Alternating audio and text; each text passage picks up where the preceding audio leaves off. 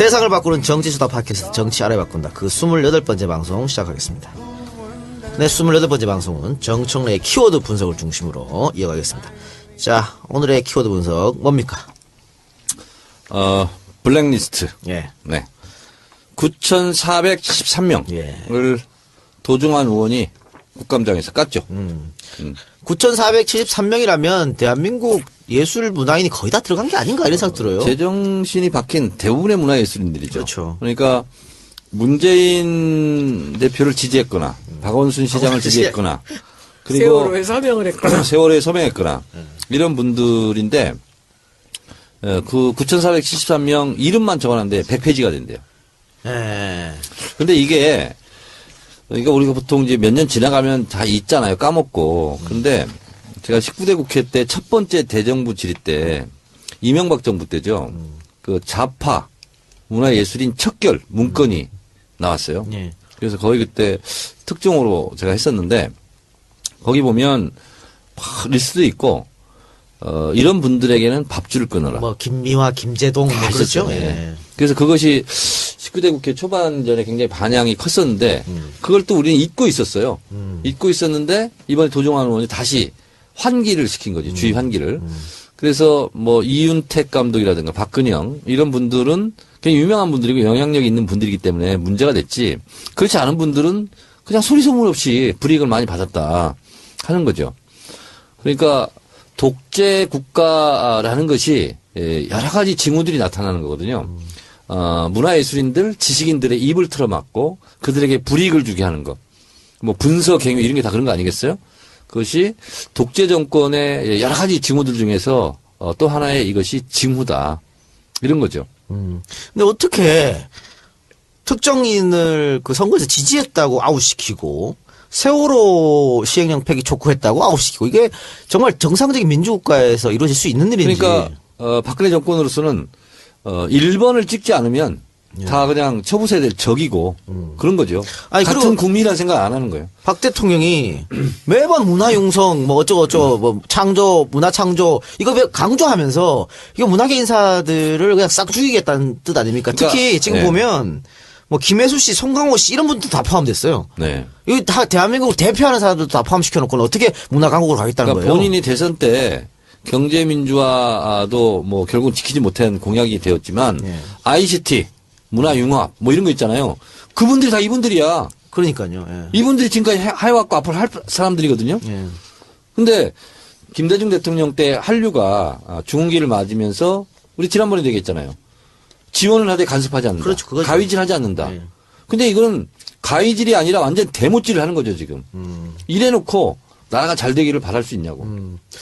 그래서 이거 한국일보에서 처음으로 이제 특종으로 터뜨린 거고 그런데 그 명단 아주 입수된 거 사진으로 찍어가지고 제가 한국일보 기자한테 전화해갖고 특종했어 그랬더니 이 작가 이름도 거기 있을걸 이러더라고. 그래요? 그게 뭐냐면 이 문화계 블랙리스트 말고 또 다른 분야 뭐 체육계면 체육계 산업계면 산업계 또 나름의 블랙리스트가 또 있을 거 아닙니까? 근데 충분히 가능성이 이렇게 있다고요. 예. 방송에 출연하고 있네. 저요? 네. KBS, MBC는 못 나가잖아요. 아 그런가? KBS, MBC 못 나가잖아요. 지금 어디 나가요? 지금 나가는데 뭐 SBS 뭐 이렇게 뭐 CBS, 종편 이쪽밖에 못 나가요. JTBC, 네. MBN 나가요? MBN 나가죠. 예. MBN 아궁이? 예. 그래서 KBS, MBC는 사실 KBS, MBC 저한테 출연 요청 몇 번 왔어요. 그런데 위로 올리면 다 아웃되는 거지. 윗선에서 아웃. 예, 윗선에 아웃되는 거지. 그런 일이 있었으니까. 이 작가 조만간 모든 방송 다 잘리는 거 아니에요? 무슨 걱정이에요? 팟캐스트를 하지 뭐. 그런데 지금 어쨌든 청와대에서는 또 문체부에서는 사실이 아니다. 라고 했습니다. 어떻게 사실이 아니야. 그러니까 자료에 이게 나오는데. 관련 문서가 나왔음에도 사실이 아니다. 이게 역시 아나무인 청와대, 아나무인 문체부다. 이렇게 잡아떼면 되는데 증거가 나왔는데 그러면 어디서? 근데 전 작년에 그 생각이 잘 안 나는데 그 문화예술위원회의 위원장이 박명진 위원장이라는 여자분이에요. 근데 이 사람하고 작년에 했던 그 국감에 그 질의하고 막 그 대답 딴소리하고 막 이 내용을 갖고 연극이 올라갔어요. 그래서 그 도종환 의원께서 그 연극을 보러 가자 그래서 우리 교문위 의원들이 다 가서 봤거든. 그때 간다고 그랬잖아요. 근데 그때 그 이 박명진 위원장의 역할을 한 여자애가 너무 웃겼어요. 근데 이번에 가서 보니까 어쩜 그렇게 똑같을까? 이 사람이 그 연극 보고 이제 지금 실제 네, 보니까 실제 본 거죠. 저는 처음 본 거지. 연기 실력이 있네. 아주 너무 웃겨. 그러니까 뭐랄까 자기는 몰랐다는 거예요. 그럼 누가 지웠느냐 이거를. 이 회의록이 나왔는데 이 도정환 의원이 입수한 진짜 이제 회의록이 있고 그리고 이 사람이 낸 회의록이 있는데 거기에 불리한 얘기가 다 빠져 있는 다빠 거예요. 삭제된 거죠. 근데 그 삭제된 내용을 보면은 뭐 너무 뻔하게 이 사람들이 원하는 게 뭔지를 알겠더라고요. 그런데 그걸 얘기해서 누가 뺐느냐 자기는 모르는 일이라는 거야. 막 계속 잡아떼는데 이제 이게 문제가 된 거는 뭐냐면은 지금 우리나라에 연극하는 사람들이나 글을 쓰는 사람들, 문인이나 이런 사람들이 그 문화예술위원회라는 데서 지원과 이런 혜택을 받는 조금씩 돈을 주는 게 있나 봐요. 창작 공모전 뭐 이런 거 하죠. 기금이 좀 있는데 네. 이거를 거기 나오는 지금 9,473명에게는 절대 주지 말라는 게 이 블랙리스트의 그렇죠. 기본입니다. 네. 돈을 주지 못하게 한 지원 거예요. 못하게 하는 거죠. 예. 그러니까 그 어려운 연극하는 사람들이나 작가들이 일체 이 돈의 아르코라는 약자로 쓰이는 곳인데 돈을 하나도 못 받는 거예요. 그래서 왜 이렇게 우리한테 돈을 안 주는지를 이제 찾아 들어가다 보니까 안에서 이제 제보가 있었던 거야. 그렇죠. 도정환 처음에는 의원한테. 몰랐던 건데 선정됐는데도 계속 안 주고 보류시키고 이랬으니까. 그러니까 노무현 정부 때요.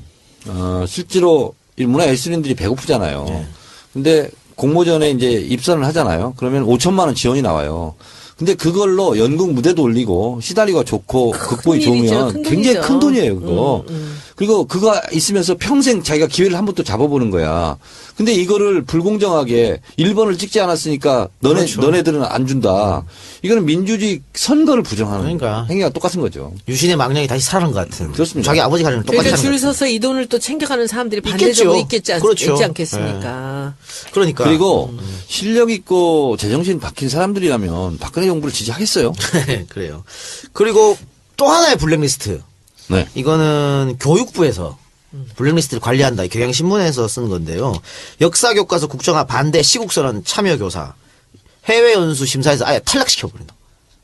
이것도 역시 블랙리스트인 거지 않습니까? 그리고 인천 지역인가요? 네. 그 고등학생들 뭐 시국선언 한 거 이것도 즉각 조사하고 막. 그렇죠. 지금. 이것도 역시 도정환 의원실에서 자료를 받은 겁니다. 도정환 의원 너무 열심히 하시는 것 같아. 네. 왜냐면 이게 저는 여기에 참 중요하다고 생각하는 게 비례대표 같은 사람들이 그 분야에서 다 와야 되는 이유가 바로 이거예요. 그쪽 사람들을 대변하는 사람들이 있잖아요.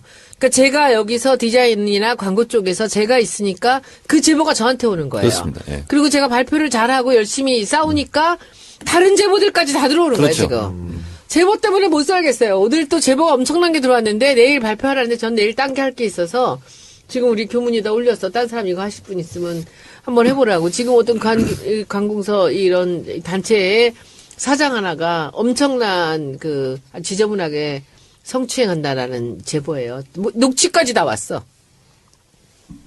그래서 그걸 보면서 이게 이 제보들이 오는 것을 잘해서 이 사람들이 이제 이렇게 자기가 얼굴까지 내놓으면서 목소리까지 주면서 이렇게 할 때는 그 사람들이 얼마나 극한 상황에 달했으니까 그렇게 하겠습니까? 여자애들을 막 발가락에 패티큐어 해갖고 발가락 사진 찍어서 보내라 그러고 사장이라는 인간이 그리고 뭐 자기 집안이 이렇게 어질러져 있다고 그 사진을 보내면서 밤 11시에 이제 결혼한 지 한 달밖에 안 된 직원한테 와서 청소 좀 해달라고 이러지를 않나. 이루 상상도 못하는 그런 이게 국감 단골면이에요. 주접을 들고 있는 그런 그러니까 사람이 있는데. 성추행 이런 거는 언제 어디서든 다 일어날 수 있는 일이잖아. 근데 제보하기가 어렵잖아, 이런 거. 사실은 본인도 큰 결단하고 하는 거거든요. 그리고 이제 제가 국감에서 이제 간단하게 이야기했던 것 중에 하나인데, 이제 우리가 미르하고 K 스포츠를 쌍둥이 같은 그런 조직을 갖고 했다고 얘기를 하지 않았습니까? 여기 이제 새 쌍둥이가 하나 나옵니다. 이게 참으로 억울한 그런 일인데, 새 쌍둥이에 이제 3명이 나오는데, 한 사람은 변추석, 한국관광공사 사장이고요. 여명숙이라는 분 계세요. 여명숙이라는 분은 이 컨텐츠진흥원의 원장으로 잠깐 왔다가 한 달 만에 잘린 분이에요. 잘렸죠. 예. 원래 무슨 게임 관련되는 거기 이제 지금 위원장을 맡고 계신 분인데 그리고는 정구호라는 우리나라 당대 최고의 패션 디자이너며 연출가인 이 세 사람입니다. 이 세 사람이 전부 다 차은택하고 관계가 있어요. 그러니까 변추석이라는 분은 광고계에서 변추석은 참 또 신화 중에 한 명이거든요. 그러니까 지난번에 대선 때 이 사람이 대선에서 홍보본부장을 맡았던 사람이에요. 원래 LG에 대해서 아주 전설의 그 CD로 있었던 분인데 이분이 그 이제 자기가 본부장을 해서 대선을 이겼잖아요. 그러니까 대선을 이겨놓으니까 이 사람을 이제 그쪽으로 보낸 거지. 그래서 저는 사실 변추석 그 교수가 이제 국민대 교수가 있었는데 교수가 그 한국관광국 사장이 됐다 그래서 야 정말 보은 한번 끝내주게 하는구나라는 생각을 했어요. 그 관광국 사제가 좋은 자리거든요. 돈도 많고. 근데 이 사람이 불과 1년 만에 그만두는 거예요. 그걸 보니까 어떤 일이 벌어졌냐면은 이 사람은 차은택 알기를 조금 아래로 보는 거지. 왜냐하면 이 사람은 갑이었다고. 광고 대행사 LG에드의 이제 CD였으니까 제일 높은 그 제작 쪽에서 제일 높은 사람이었거든. 그러면 이 차은택 감독이 하던 그런 프로덕션들은 여기서 일을 받아서 하는 사람들이에요. 그러니까는 이 변추석 사장이 보기에는 차은택은 일개 감독에 지나지 않는데 딱 와서 보니까 벼랑간 자기가 준비하고 있었던 것들이 있잖아요. 그리고 여기 관광공사 빌딩이 다동에 있다고. 그것을 이제 원주로 옮겨가면서 여기를 어떤 식으로 한류의 중심으로 만들까를 계획을 세우고 있는데 벼랑간 12월 말에 문화부에서 차은택이 들어오면서 차은택 감독이 아이디어를 내는 거야. 그러니까는 그리고 밀라노 사건이 그때 들어오는 거예요. 그래서 밀라노를 차은택이 영상 감독을 한다면 나는 인정하지만 걔가 총감독 한다는 건 말도 안 되는 소리야. 이걸 한 거야. 예. 그리고 끝까지 회의 때마다 영상 감독만 하면 되지 왜 총감독을 시켜? 이렇게 얘기를 한 거예요.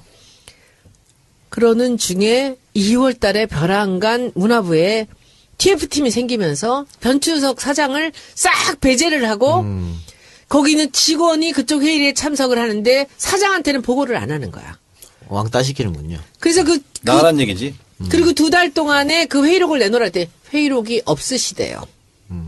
참나 기가 막혀서. 그래서 계속 위원장한테도 얘기하고 의사진행반원으로 그 자료를 달랐는데 회의록이 없대. 근데 그 사이에 이제 그 변추석 사장은 너무 화가 난 거지. 그래갖고 사표를 내요. 3월 말에. 사표를 냈는데 사표가 4월 3일 날 수리가 되면서 차은택 감독이 단장으로 오는 거야. 네. 그리고 사장은 안 뽑아. 사장을 안 뽑고 4개월 동안을 얘네들이 해서 새로 계획을 다 세우고 자기가 관련되는 사람들을 다 끌어들이고 자기 계획대로 다 만들고 컨텐츠진흥원에서 이것을 관리하게 만들어 놓고 공사까지 시작한 다음에 사장을 뽑아요. 공석으로 뒀다가. 관광공사 사장. 정창수라는 사람이 지금 들어갔는데 그래서 여기서 변추석 교수가 그만두고 나와서 분한 게 풀리지가 않는 거지. 네. 근데 이 양반이 국민대 교수로 돌아갔는데 이제 저하고 가깝죠. 전화를 했어요. 그랬더니 저는 뭐 변 사장님 그 무슨 뭐 제가 녹취를 하겠습니까? 뭘 하겠습니까? 그냥 지금 심정이 어떠세요? 그랬더니 편하다고는 할 수 없습니다. 이렇게 얘기를 해.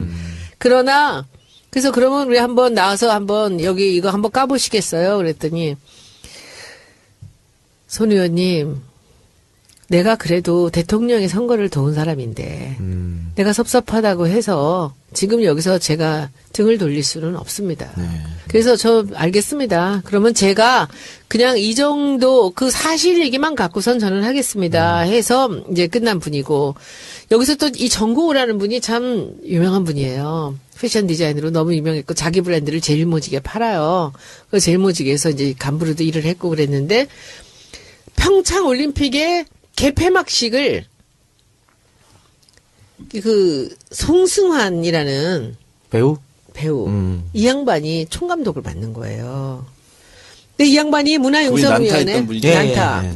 문화융성위원회에서 이제 차은택을 만났을 테고 뭐 대통령도 뭐 자기 세대의 사람이니까. 근데 사실 송승환 감독이 이것을 총연출을 잘 할 수 있으리라고 우리가 좀 그렇게 기대하기는 조금 걱정되는 부분이 있지 않습니까? 그러니까 김종덕 장관이 누가 한국적인 정서를 세계적으로 풀 수 있는 사람이 누가 하나가 연출 감독이 있었으면 좋겠다 해서 추천을 받아 정구호라는 사람을 감독으로 데려오는 거예요. 그러니까 이 정고라는 사람은 한국적인 모더니즘을 기가 막힌 표현을 한 사람이에요. 그래서 총감독 송승환 밑에 정구호 연출감독이 들어와서 네. 둘이 같이 안을 냈는데 장관이랑 모든 사람들이 정구호의 안을 너무 좋아한 거예요. 그래서 정구호 안이 80%, 송승환 안이 20%가 됐는데 이 사람을 감독으로 선임을 안 하는 거야. 정고를. 정구호를. 그래서 근데 이제 장관은 어떻게든지 정구호 선생을 써야 되니까 하는데 끝까지 안 해서 정구호가 나는 안 하겠다. 내 이름 쓰지 말고 내 안은 쓰지 마라 해서 네. 8월 말일날 딱 그만두고 나와요. 그날 장관도 갈려요. 경질. 근데 장관 얘기가 내 힘으로 어떻게 할 수 없는 거다라고 이렇게 얘기를 하더라고요. 그것도 차은택입니까? 차은택이지. 제가 보기에는 그럼 그 자리 누가 갔어요? 없어. 아주 공석. 홍석인데 지금 이제 이런 거지. 송승환 감독 입장에서는 자기가 이것을 충분히 할 수 있다고 생각을 하겠죠. 이제 문화부에서는 정구호의 아이디어가 또 필요한 거고 그런데 정구호가 빠지고 나갔는데 지금 문체부에다 제가 물어보니까 정구호를 어떻게든지 설득을 시켜서 다시 오게 해야 된다라고 하는데 정구호 선생은 다시 그 자리를 갈 마음이 없는 거예요. 너무 자기가 자존심이 상하고 자기는 너무 열심히 국가를 위해서 일을 해보겠다고 생각을 했다는 거지. 그런데 이렇게 인격적으로 수모를 주고 나를 이렇게 이런저런 핑계를 대면서 이제 자기가 일을 못하겠다 이렇게 얘기를 하는데 어떻게 될지 몰라요. 오리무중이야. 이제 몇 개월 안 남았는데 지금 그 개폐막식에 대한 것이 어떻게 갈지 몰라요. 근데 이거는 우리가 차은택 감독이 지금 문화부 문체부 관련되는데 이 영향이 미쳤을까라고 우리가 그럴 것이다라고 추측은 하지만 확증은 없습니다. 근데 제가 보기에 장관도 어떻게 할 수 할 수 없는. 없었던 네. 상황이라고 한다면 그 문체부 사람들은 모두가 다 차은택 감독이 관련이 있을 거라고 생각을 해요. 그래서 지금 그렇고 아까 말씀드린 그 여명숙이라는 분이 여명숙 씨도 그런 식으로 잘렸다 그러더라고요. 한 달 만에 예. 한 달 만에 장관이 와서 해달라고 했다가 한 달 만에 장관이 미안하다고. 그러면서 처음에 이 사람을 뽑을 때부터 차은택 감독 얘기만 들으라 그랬대요. 그런데 차은택 감독 얘기만 들어라 했는데 알았다고 해놓고 이 사람이 원장이 되고 나서는 영수증 다 갖고 오라 그래가지고 되게 철두철미한 포항공대 교수 출신인데 그저께 국감에서는 이 사람이 발군이었어요. 얼마나 존재감이 진짜 쩐다 그러죠? 멋있더라고요. 누구? 이 여명숙이라는 박사가. 그래서 근데 얘기를 하는데 증인은 나왔어요? 나왔는데 이 사람이 이제 우리 피감 기관이니까 그런데 이 사람이 최보식 기자하고 인터뷰를 한 건 아닌데 최보식 기자가 그 조선일보에 이 사람 얘기를 쓴 거예요. 예. 실명을 넣어갖고. 그러면서 그 장관이 날더러 와서 하라고 그래놓고서는 내가 소신 있게 하는 걸 보고 어느 날 안 된다고 밖에서 1시간을 기다리라고 해놓고는 처음엔 차은택 감독 말만 들으라 그랬더니 한 달 뒤에는 미안하다고 했다는 거야. 그러니까 기분이 무지하게 상했죠. 근데 여기 왔는데 사람들이 그 기사를 갖고 물어보는데 대답을 할 수가 없잖아요. 그래서 이제 저는 맨 마지막에 그랬어. 제가 이 얘기를 했어요. 우리 지금 이 상황에 마치 그 스포츠와 미르재단이 쌍둥이 같이 보였다면 여기에서 이 세 쌍둥이가 있다. 여명숙 원장과 번추석 사장과 정구호 감독이다. 이 사람들이 당한 이유는 세 가지가 있어요. 첫째, 실력 있는 사람들이었고, 내공 있고 실력 있는 사람이었고, 두 번째, 소신이 있었던 사람들이에요. 그 세 번째 보게 차은택 감독의 얘기를 듣지 않았던 네. 거죠. 그래서 단시간 안에 다 날아간 거예요. 그 얘기를 내가 발표를 했다? 여명숙 원장이 다 끝나고 나한테 와서 너무 고맙다고. 그러더라고. 국감 끝나고. 근데 변여정. 네. 변여정이라고 새로운 새 쌍둥이가 탄생했군요. 변여정. 그래서 이거는 사실 또 사람들이 잘 모르는 얘기인데 이렇게 소신 있고 실력 있는 사람들은 이렇게 보면 그래요. 공무원들은 어떻게 하라는 이렇게 힘센 사람이 나타나면 줄을 서고 그 얘기를 들을 네. 수밖에 없어요. 그런데 이 사람들은 다 교수를 하고 다른 일을 하던 사람들이잖아요. 이 사람들은 소신 있고 실력 있는 사람들일수록 그런 상황을 못 견디는 거죠. 그렇습니다. 블랙리스트 키워드 분석 얘기했고 또 지금 손혜원이 방금 얘기했었던 뭐? 변여정. 변여정 이 세 분 이야기도 그렇고 이 두 개 합쳐보면 진짜 지금 나라가 총체적 난국입니다. 뭐 어떻게 돌아가는지 모르겠습니다. 기가 참. 막히죠. 네, 기가 막힌 일이 계속 벌어지고 있는데 네 광고 듣고 와서 두 번째 키워드 이어가겠습니다. 첫 번째 키워드 얘기 말씀 다 하셨죠? 네. 광고 듣고 오겠습니다. 지금 들으신 광고는 새로운 광고입니다. 장기 렌트 오토리스 전문회사 새 차를 파는 사람들. 이미 이제에서 1년째 광고를 하고 있습니다. 1년째 광고인데 광고가 한 7번밖에 나가지 않았어. 한 달에 한 번도 안 나갔다는 거지. 정치알보다 EJ처럼 광고가 좀 밀렸으면 하는 바람입니다. 어쨌든 EJ에서 광고 계속 하면서 나쁜 얘기가 한 번도 들리지 않은 것 같아요. 그리고 이 대표님께서도 저한테 몇 번씩 메일을 보내주셔서 자기는 정말 정권 교체를 위해서 노력하는 사람이고. 그런 얘기 하지 마세요. 불이익을 당할지도 몰라. 그런가? 어쨌든 팟캐스트 응원 차원에서 이렇게 광고하신다고 하니까 여러분들도 많이 좀 애용해 주시기 바랍니다. 이거 중고차는 아니고요. 새 차입니다. 새 차 살 때. 그러니까 제목도 새 차를 파는 사람들이잖아요. 새 차 살 때 수입차든 국산차든 렌트나 오토리스를 원하시면 한번 전화해서 꼭 여기 전화해서 안 사셔도 되니까 일단 어느 정도 가격이 하는지 어떻게 조건이 있는지 물어봐도 되겠죠. 차 바꿀 욕심이 있으신 분들 많은 연락 부탁드립니다. 대표 번호는 1833-5850 1833-5850이고요. 검색창에서 새 사람 또는 새 차를 파는 사람들로 검색하면 된답니다. 정 의원님 차 바꿀 생각 없어요? 바꿀 돈이 없어요. 책 팔아서 바꾸자. 18세 찍으면 바꾸는 거 아니야? 될지 모르겠어. 네. 네.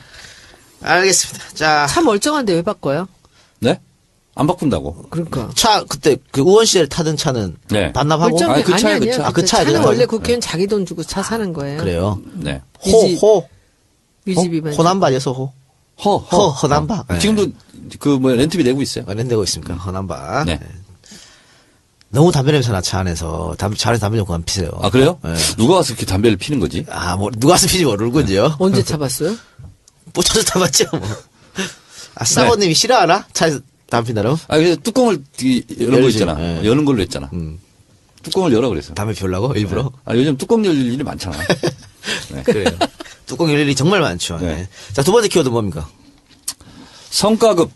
성과급. 네. 요즘에 이제 노조 하시는 분들이 파업 많이 하는데 이 성과급 때문에 파업만 하는 네. 것 같아요. 있잖아요. 진짜 이 정권이 정말 나쁜 정권인 것이 네. 동료애 이런 거 있잖아요. 휴먼 이런 거 없어. 없어. 네. 완전히 적자 생존, 정글 이런 거 있잖아요. 야 이거 진짜 심각하거든요 현장에서. 그러니까 이게 그래서 대부분 이제 노조에서요 성과급 올라간 거 있잖아요. 인센티브 이런 거 있잖아요. 다 거기서 n분의 1로 지금 나누고 있거든요. 노조원들이. 근데 그게 이제 불법이라고 그걸 못하게 하겠다는 거예요. 그래서 이건 국회에서 예를 들면 19대 때도 노동학법 계약 처리 반대 이런 거 했잖아요. 근데 진짜 이걸 막아야 되는 거야. 이 직장이요. 이게 무슨 사람 사는 곳이 아니고 무슨 서로를 죽여야만 그렇죠. 먹고 사는 이런 걸로 가는 거는요. 이거는 진짜 나쁜 거 중에서 더 나쁜 거야. 그래서 이거는 지금 이제 철도 노조도 그러고 민주노총 이런 데서 파업하고 그러는데 네. 이거는 우리가 진짜 결사적으로 막아야 될 그럼요. 부분이에요. 특히 이제 생명이나 안전을 담보로 해서 일하시는 분들 그게 성과급하고 뭔 상관이냐고. 이게 조금 아까 우리가 분석한 블랙리스트 저들의 입장으로 보면 좌파 문화예술인 척결 이런 거하고 똑같은 것이 성과급을 하면 누군가가 평가를 해야 된다는 거죠. 근데 평가가 제대로 되겠어요? 평가할 수 없는 조건과 환경이 있을 수도 있고. 있죠, 당연히. 그럼 줄 세우기 하는 거예요. 네. 말 안 들면 다 불이익 주겠다. 그래서 줄 세우기 하는 거야. 이것도. 그렇죠. 너무 이건 별 유천지 비인간이지. 그러니까 아무리 일을 잘하는 사람도 업주가 마음에 안 들면 너 일 못한다고 찍으면 그만인 거잖아요. 그럼요. 그거를. 예. 그리고 또 아까 제가 생명이나 안전 이런 것 때문에 성과급 하면 안 된다고 그랬는데 특히 철도도 그렇고요. 병원 같은 경우에 사실 응급환자 들어오면 간호사나 의사끼리 서로 자기 환자 내 환자 이렇게 생각하지 않고 생명 구하려고 막 뛰어서 같이 노력하고 하잖아요. 근데 이렇게 되면은 이제 윗사람한테 잘 보일 일만 하는 거야. 그러니까 또 이렇게 되면 환자를 돈만으로 판단하는 거죠. 그러니까요. 이걸 지금 하겠다는 게 너무 답답하고. 이거는 진짜 악행이 악행. 또 있습니다. 지금 화물연대가 파업을 하고 있죠. 그러면서 뭐 정부가 좌시하지 않겠다. 물류 대란이 일어나는 걸 국민들이 용납하지 않을 것이다. 이렇게 협박하고 있는데 이것도 마찬가지입니다. 지금 뭐 지입제 같은 것도 노조에서는 폐지하라 그러는데 유지하고 있고 또 증차 사실은 지금 증차가 마음대로 안 되게 돼 있는데 이런 규제를 풀어가지고 마음대로 할 수 있게끔 한다는 거지 않습니까? 그러면 노동자들은 계속해서 경쟁에 시달리니까 운임료는 떨어질 것이고 다만 이 업주들은 또 대기업들은 좋겠지요. 서로 경쟁하니까 자기들 그러니까요. 물류비가 줄어들으니까. 그러니까 결국은 노동자 목재 가지고 재벌들 배부르게 하겠다. 이 목적 아니겠습니까? 그러니까 골목에 빵집 대기업이 운영해가지고 그냥 후리가리 싹쓸이 해가는 것처럼 이것도 똑같은 거예요 지금. 그런데 문제는 후리가리라는 말 알아들을까? 알지. 오늘 이번을 왜 이렇게 쓰세요 방송을 중간에. 자 문제는 언론들의 행태 같은데 지금 뭐 조중동 보면 아예 대놓고 귀족 노조 쓰고 있더라고요. 네. 그리고 정부가 이야기하는 거 그대로 받아쓰고 그래서 정말 노조들이 잘못된 행동을 하고 있어서 그걸로 이제 국민들이 피해를 본다는 식으로 계속 기사를 쓰고 있어요. 그러니까요. 그러니까 현장에서는 미칠 지경이지 이거. 근데 이걸 진짜 반드시 막아야 될 부분인데 이거 어떻게 이거 막아보지? 이것도 뭐 지금 아나무인 정부에서 하겠다고 하면 뭐 위로 붙이면 넘어가는 거 아니에요? 그래서 1년간만 좀 버티면 안 될까? 그러니까 그래서 정권 바꾸고. 그러니까 지금의 이 모든 병폐는 정권을 바꾸지 않는 이상은 안 될 것 같습니다. 대통령의 국정수행 지지율이 떨어지든 새누리당 지지율이 떨어지든 말든 신경 전혀 안 쓰고 여론이 나쁘든 좋든 신경 안 쓰고 계속 저렇게 정권 교체가 마위하니까. 될 것 같아요? 정권 교체요? 네. 그거는 뭐 당연히 돼야 되는 거죠. 그렇지. 어떻게 하면 될까? 정청래 의원이 조금 더 열심히 하시면. 정청래 국회의원 사용법 부록을 읽어보면 됩니다. 대통령 선거 이기는 법. 그것들 하면 이게요? 네. 손혜원 의원님 네. 그것대로 하면 이기지 않겠어요? 제가 잘해야 이깁니다. 네. 아니 홍보 안 한다면서 이제 더 이상. 아니 나는 팩트를 얘기하는 거야. 알겠습니다. 많이들 구입해서 읽기 바랍니다. 네, 그러면 됐습니까 여기서? 네. 아니 뭐 아까 그 블랙리스트나 이거나 사실은 뭐 더 이상 설명할 필요가 없는 거예요. 그런데 지금 이 성과급 제도가 이게 지금 국감에 좀 밀려가지고 지금 국민들 그러네요. 눈에서 시야에서 약간 사라졌어요. 근데 이거 정말 심각한 문제예요. 제가 요즘 이제 강연을 많이 다니잖아요. 근데 이제 노조 강의가 많이 들어와요. 가보면 다 이거예요 지금. 아 진짜? 네, 그러면 다 이거에 다. 최근에 강의 어디 했어요? 지난번 부산 가셨다는데. 지난주인가? 지난주는 돈 안 되는 데 갔어요. 근데 돈 안 되는 그런 데를 가야 돼. 어디? 강원도 태백에서 우리 당원들이 좀 와줬으면 좋겠다. 근데 태백이 우리 당이 생긴 이래 처음이래요. 그러니까 사람들이 한 50명 정도 모였더라고. 근데 난 너무 감사하더라고. 열악한 환경에서.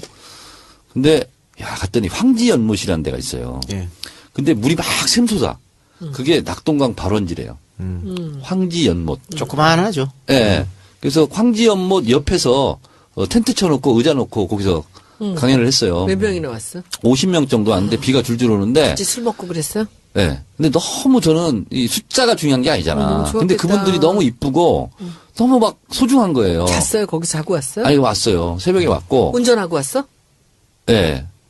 그리고 그 꼬이려다 보니까 그 다음날 또 거제를 간 거야 이제. 어머나. 새벽에 왔다가 다시 거제를 간 거예요. 근데 거제도 갔더니 병광용 위원장이라고 아슬아슬해졌어. 700표 차이로 졌어요. 알아. 그 김한표, 새누리당. 거기 이제 뭐 선거법에 걸려있던데. 근데 갔더니 거기는 한 100여 문 정도 모신 거야. 근데 그 병광용 위원장이 뭐라고 하냐면 온라인 권리당원들이 대거 참석을 한 거래요. 그래서 거제시 당이 생긴 일에 또 처음으로 워크숍을 하는 거야. 그래서 저를 이제 부른 거예요. 이게 이제 거기는 이제 뭐 정청래도 오니까 와라 이제 뭐 그렇게 했는지는 모르겠으나 근데 너무 좋았어.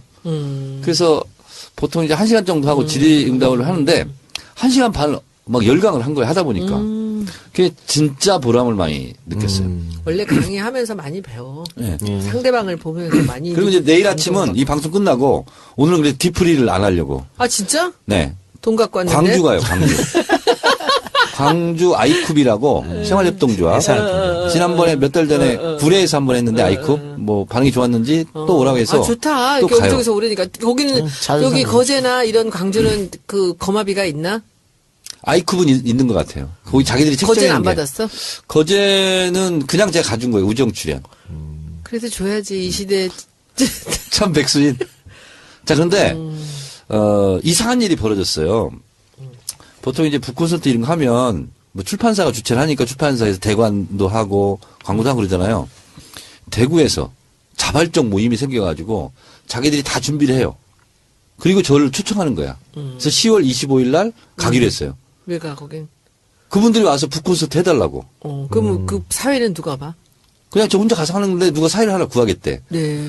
근데 우리 10월 15일 날 마포에서 출판 기념하고 그 다음 날은 군산을 또 가요. 거기 또 10월 왜 가? 16일 날. 왜 가? 군산에 박재만 도의원이라고 저를 또 초청했어요.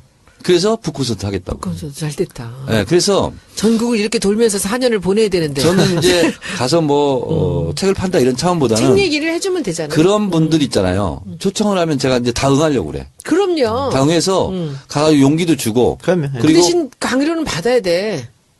그건 제 입으로 말 못하겠더라고. 그 김성애 보좌관 시키라니까. 차비라도 받아요. 다시 차비라도 한번- 받아야 돼. 다시 50만 한번- 원이라도 받아야 돼. 다시 한번 지시해 주시기 바랍니다. 알았어, 김성애. 알았어요. 그걸 직접 전화 받지 말란 말이야. 그러니까. 그래서 비서하고. 여러분들 형식과 내용과 비용에 관계없이 이렇게 초청해 주시면 뭐 자발적 모임들 있잖아요. 비용에 관계없이란 말은 빼라고요. 비용에 관계 있이. 네, 그래서 광주든 제주도든 어디든 가야 되겠어요. 그러면. 가고 다음 주에 어디 가신다며 부산에.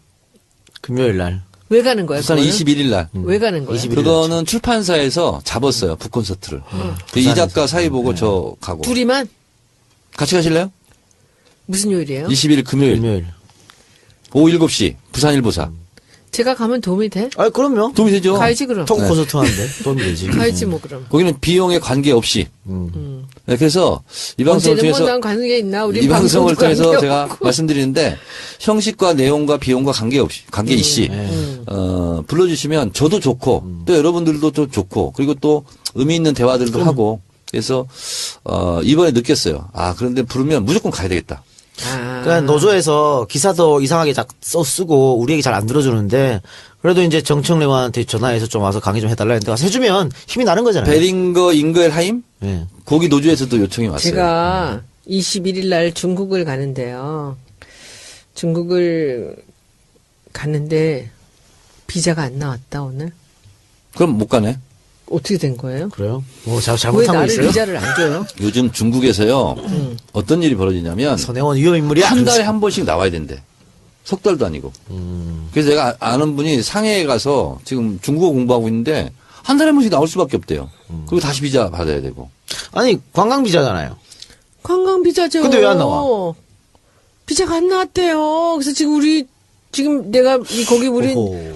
제가 저기 장혜모 감독 예. 거기 공연이 있는데 그걸 지금 이제 우리 광주 아시아문화 전당이나 지금 한국에 약간 이제 아시아 관련되는 거에 우리나라 내가 이제 임을 위한 행진곡 같은 거를 장혜모 감독하고 한번 해보고 싶은 마음이 있어요. 광주에서 우리 판소리로.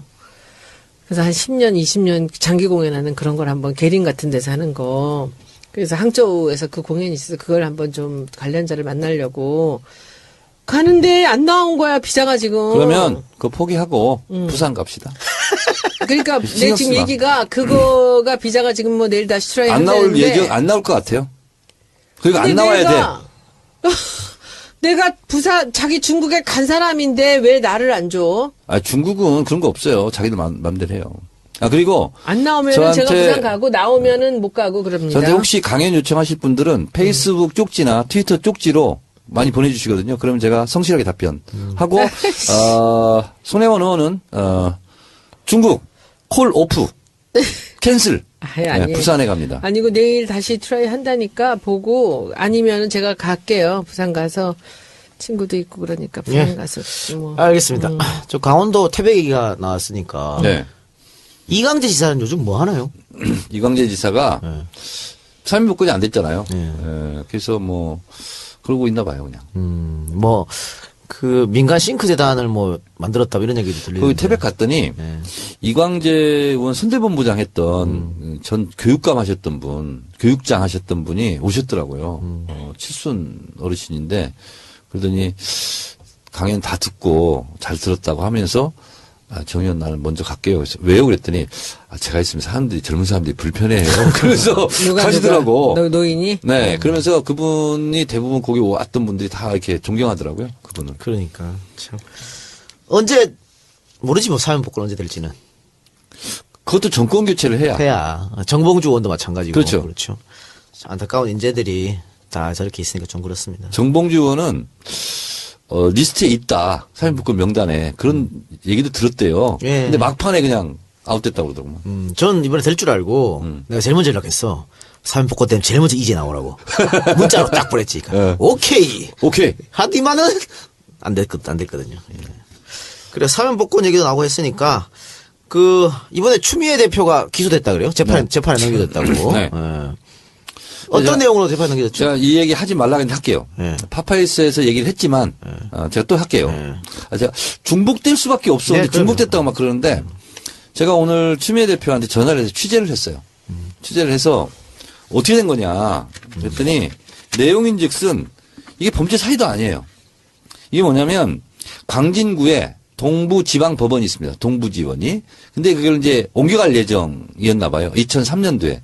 그래서 법원 행정처장 손지열 대법관을 만나서 옮겨가지 마라. 이게 얘기를 한 거예요. 그래서 손지열 법원 행정처장은 당시 그렇게 하겠다. 이게 약속을 했다는 거예요. 그래서 자기가 옮기를 했다는 거지. 내가 법원 행정처장을 만났고 그래서 안 옮기기로 했다. 그래서 우호적 답변을 들었다는 것은 팩트야. 그리고 그 사진을 계속 썼대요. 예. 12년 동안 계속 그 얘기를 했고. 근데 결과적으로는 그분이 뭐 거짓말 했는지 어땠는지 모르겠지만 옮겨가기 결정을 또 났대. 예. 2003년 12월 6일 날 만나서 그런 확답을 받았는데 2004년 5월 달에 옮겨가는 게 결정이 났대요. 그렇지만 노력한 건 사실이고 그런 답변을 받은 건 사실이라는 거지. 팩트가. 그래서 그걸 지금까지 12년 동안 계속 얘기를 했대요. 대신 어쩔 수 없이 옮겨가기로 했으니까 내가 대안을 마련하겠다. 그래서 동부지원 장소에 KT 계열사가 들어오고 주상복합 건물이 선대요. 그럼 더 좋아진대 광진구가. 그래서 그걸 계속 지금까지 얘기했다는 거야. 12년 동안. 근데 갑자기 이걸 상대방 낙선한 새누리당 후보가 허위사실 유포로 고소한 거야. 그래서 이거는 기소될 거리도 아니고 그냥 생각하고 있었던 거야. 근데 왜 했을까? 선거법은 사실상 무고죄가 없어요. 입증을 해야 돼. 근데 이제 기소를 했잖아. 그럼 나중에 무죄가 나더라도 제1야당의 대표를 망신 주게 하려고 하는 거죠. 그것 때문 같아요. 저도 이거 가지고 뭐 재판 가서 야당 대표를 아웃시키지는 않을 것 같은데 계속 시간을 끌고 뭐 1심, 2심 이렇게 가면서 결국은 야당 대표 망신 주게 할 것 같은데. 이 선거법 관련된 게 며칠까지 4월 13일이니까요. 내일인가? 6개월. 내일. 아니야. 며칠 안 남았대 지금. 10월 13일 날이 공소 마지막 날이에요. 그 내일이죠. 공소시효. 기소 마지막 그래서 날. 그때는 뭐 보좌관들 이런 사람들 되게 많이 바뀔 거라고들 많이 그러대. 뭐 그럴 수 있죠. 그래서 지금 공소시효가 내일이어서 지금까지 숨죽이고 있던 의원들이 내일이 지나면 이제 막 활기를 뜰 거라고. 아, 진짜로? 특히 새누리당 의원들이 친박의 전행에 가만히 비박 의원들 친박 전행에서 입을 꼭 닫고 있었는데 요거 공소시효만 지나면은 아마 자기 할 말을 하지 않을까 이런 추측도 근데 있더라고요. 요새 비박들의 움직임이 좀 심상치 않은 느낌 좀 들죠? 그런 얘기 나오고 있어요. 자, 근데 추미애 대표는 이런 말도 되지 않는 건 지금 기소했잖아요. 근데 최경환, 윤상현, 무혐의 처리. 그러니까. 대놓고 해, 대놓고. 지금 어쨌든 기소된 의원들 살펴보면요. 20대 국회의원 중 선거법 위반으로 기소된 의원 현황입니다. 총 33명 중 새누리당 11명, 더불어민주당 16명, 국민의당 4명, 무소속 2명입니다. 서영교 의원은 뭐 때문에 걸렸지? 서영교? 무소속. 아, 무소속. 예, 네. 서영교 의원. 서영교 의원도. 이것도 허위사실이에요. 아, 그래요? 상대 후보에 대한 허위사실. 기소됐더라고. 예. 기소됐다니까.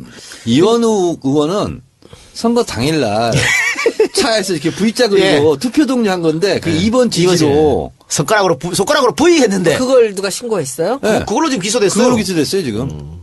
저런 거 어떻게 될까요? 저거는 애매해요. 이제 이원우 의원은 억울하겠지. 근데 선거 날은 그냥 가만히 있는 게 좋아. 근데 그 허위사실 유포라는 것이 어떤 결과들이 나와요, 주로? 자, 선거법은요. 잠깐 선거법 해설이 있겠습니다. 네네네네. 계획적, 조직적, 반복적, 통상의 예를 벗어나 여기에는 이연령, 비연령 다 걸릴 수 그런 있어요. 걸 달달 외우고 있지. 네. 그리고요, 가장 위험한 것이 금품 향응 제공, 허위사실 유포, 상대방 비방, 허위 경력 기재. 이 네 가지는 빠져나가기가 어렵습니다. 아, 진짜로? 그럼 100만 원 이상 유죄 나올 가능성이 많아요. 이 네 가지는. 그래서 선거 때는 남 얘기할 필요 없어. 그러면 그걸 비방으로 걸 수 있잖아요. 무조건 상대방은 좋은 얘기 칭찬 안 할 거 아니야. 그러니까 손혜원을 뽑아주세요. 이렇게만 얘기해야지 누구는 어떻습니다. 얘기하는 순간 있잖아요. 그 상대방 비방으로 걸리면 나는 그렇게 생각한다는데 그럼 다 걸려. 그럼 그걸 입증할 때까지 굉장히 괴로운 거예요. 그렇지. 잠깐 한 개 더. 여기서 제가 아까 더불어민주당 7명이라 그랬는데 그거는 11일 기준이고 11일 기준으로 하면 윤호중, 박재호, 오영훈, 송기현 의원까지 포함해서 11명 늘어나네요. 네. 또 한 거야, 누가? 추미애 대표 포함했어요, 지금? 추미애 대표까지. 그래서 7명이었는데 11명으로 기소가 11명 늘어났는데 그 지난 19대 때는 30명이 기소돼서 그중에서 10명이 의원직을 박탈당했습니다. 어머머머. 3분의 1. 진짜요? 네. 그러면 지금 더불어민주당 의원이 11명이니까 이 중에 어머머머. 한 서너 명은 날아갈 가능성이 있죠. 높다. 이렇게 네. 봐요. 근데 새누리는 없어요? 새누리도 11명이에요. 어머, 진짜예요? 네. 무섭다. 선거법 위반으로 지금 기소되잖아요. 그러면 전반기 마칠 때쯤 아웃돼요. 그러면 대법원 어머, 세상에. 확정 때까지 한 2년 정도 걸리는 겁니까? 그 정도 걸립니다. 그 정도. 네. 그래서 왜냐하면 선거법 공소시효도 6개월로 한 것은 어머, 속전속결로 재판해서 빨리 아웃시키겠다는 취지입니다. 야, 진짜 날아가는구나, 이렇게. 그러면 날라가죠. 3분의 1이나. 아니 기소된 사람. 기소된 사람 중에 3분의 1. 지금 이 사람들이 다 기소된 거예요? 기소된 거예요, 11명. 그러니까 서너 명은 날아갈 수 있다 이거죠. 그러니까 전례 비춰보면. 이게 선거법이라는 게 모르고 할 수도 있거든요. 근데 모르고 한다고 안 봐줘.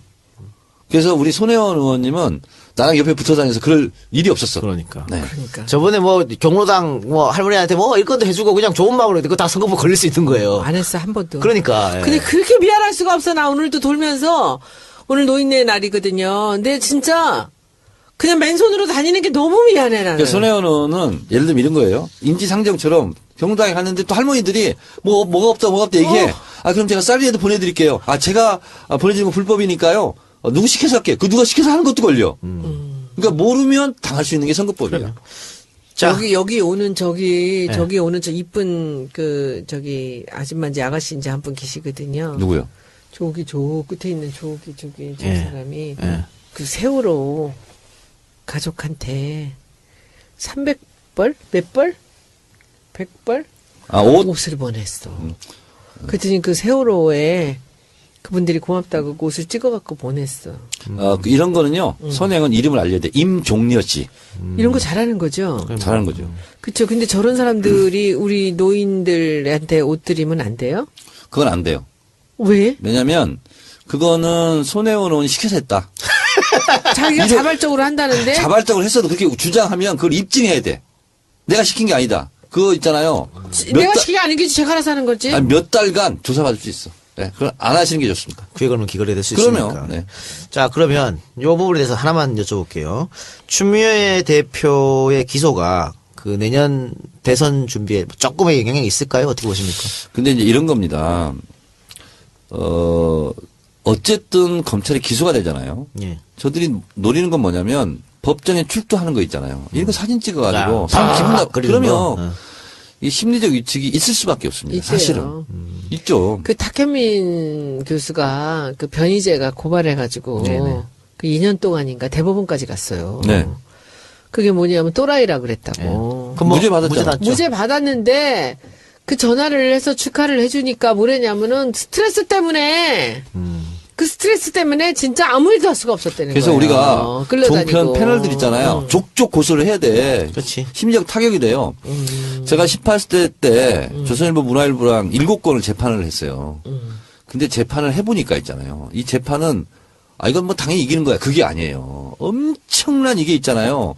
돌발 변수가 엄청나고 재판 과정에서 말도 예상도 못했던 것이 툭툭 튀어나오고 그래서 재판을 받는다는 것 자체가 엄청난 스트레스예요. 그래요. 예. 한번 재판 한번 받아보실래요? 나 싫어.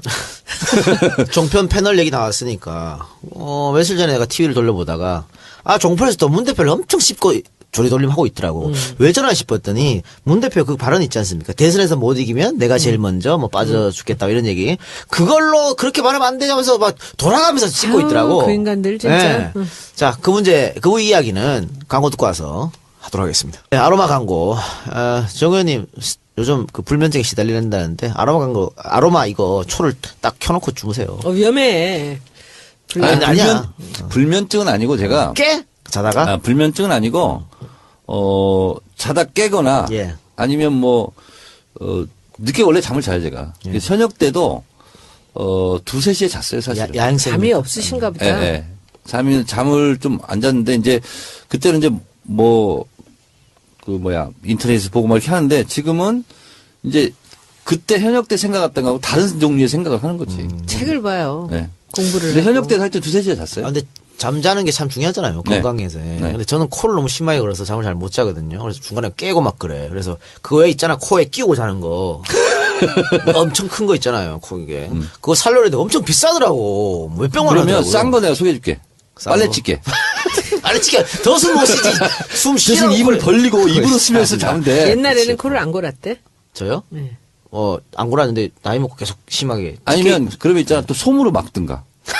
특히 술 마시면 더워진 거라서 그래서 각방 써요 요새. 야. 골아서 잠을 못 잔다는 거. 실혼 아니야 지금? 아니 오래됐어요 각방 쓴지.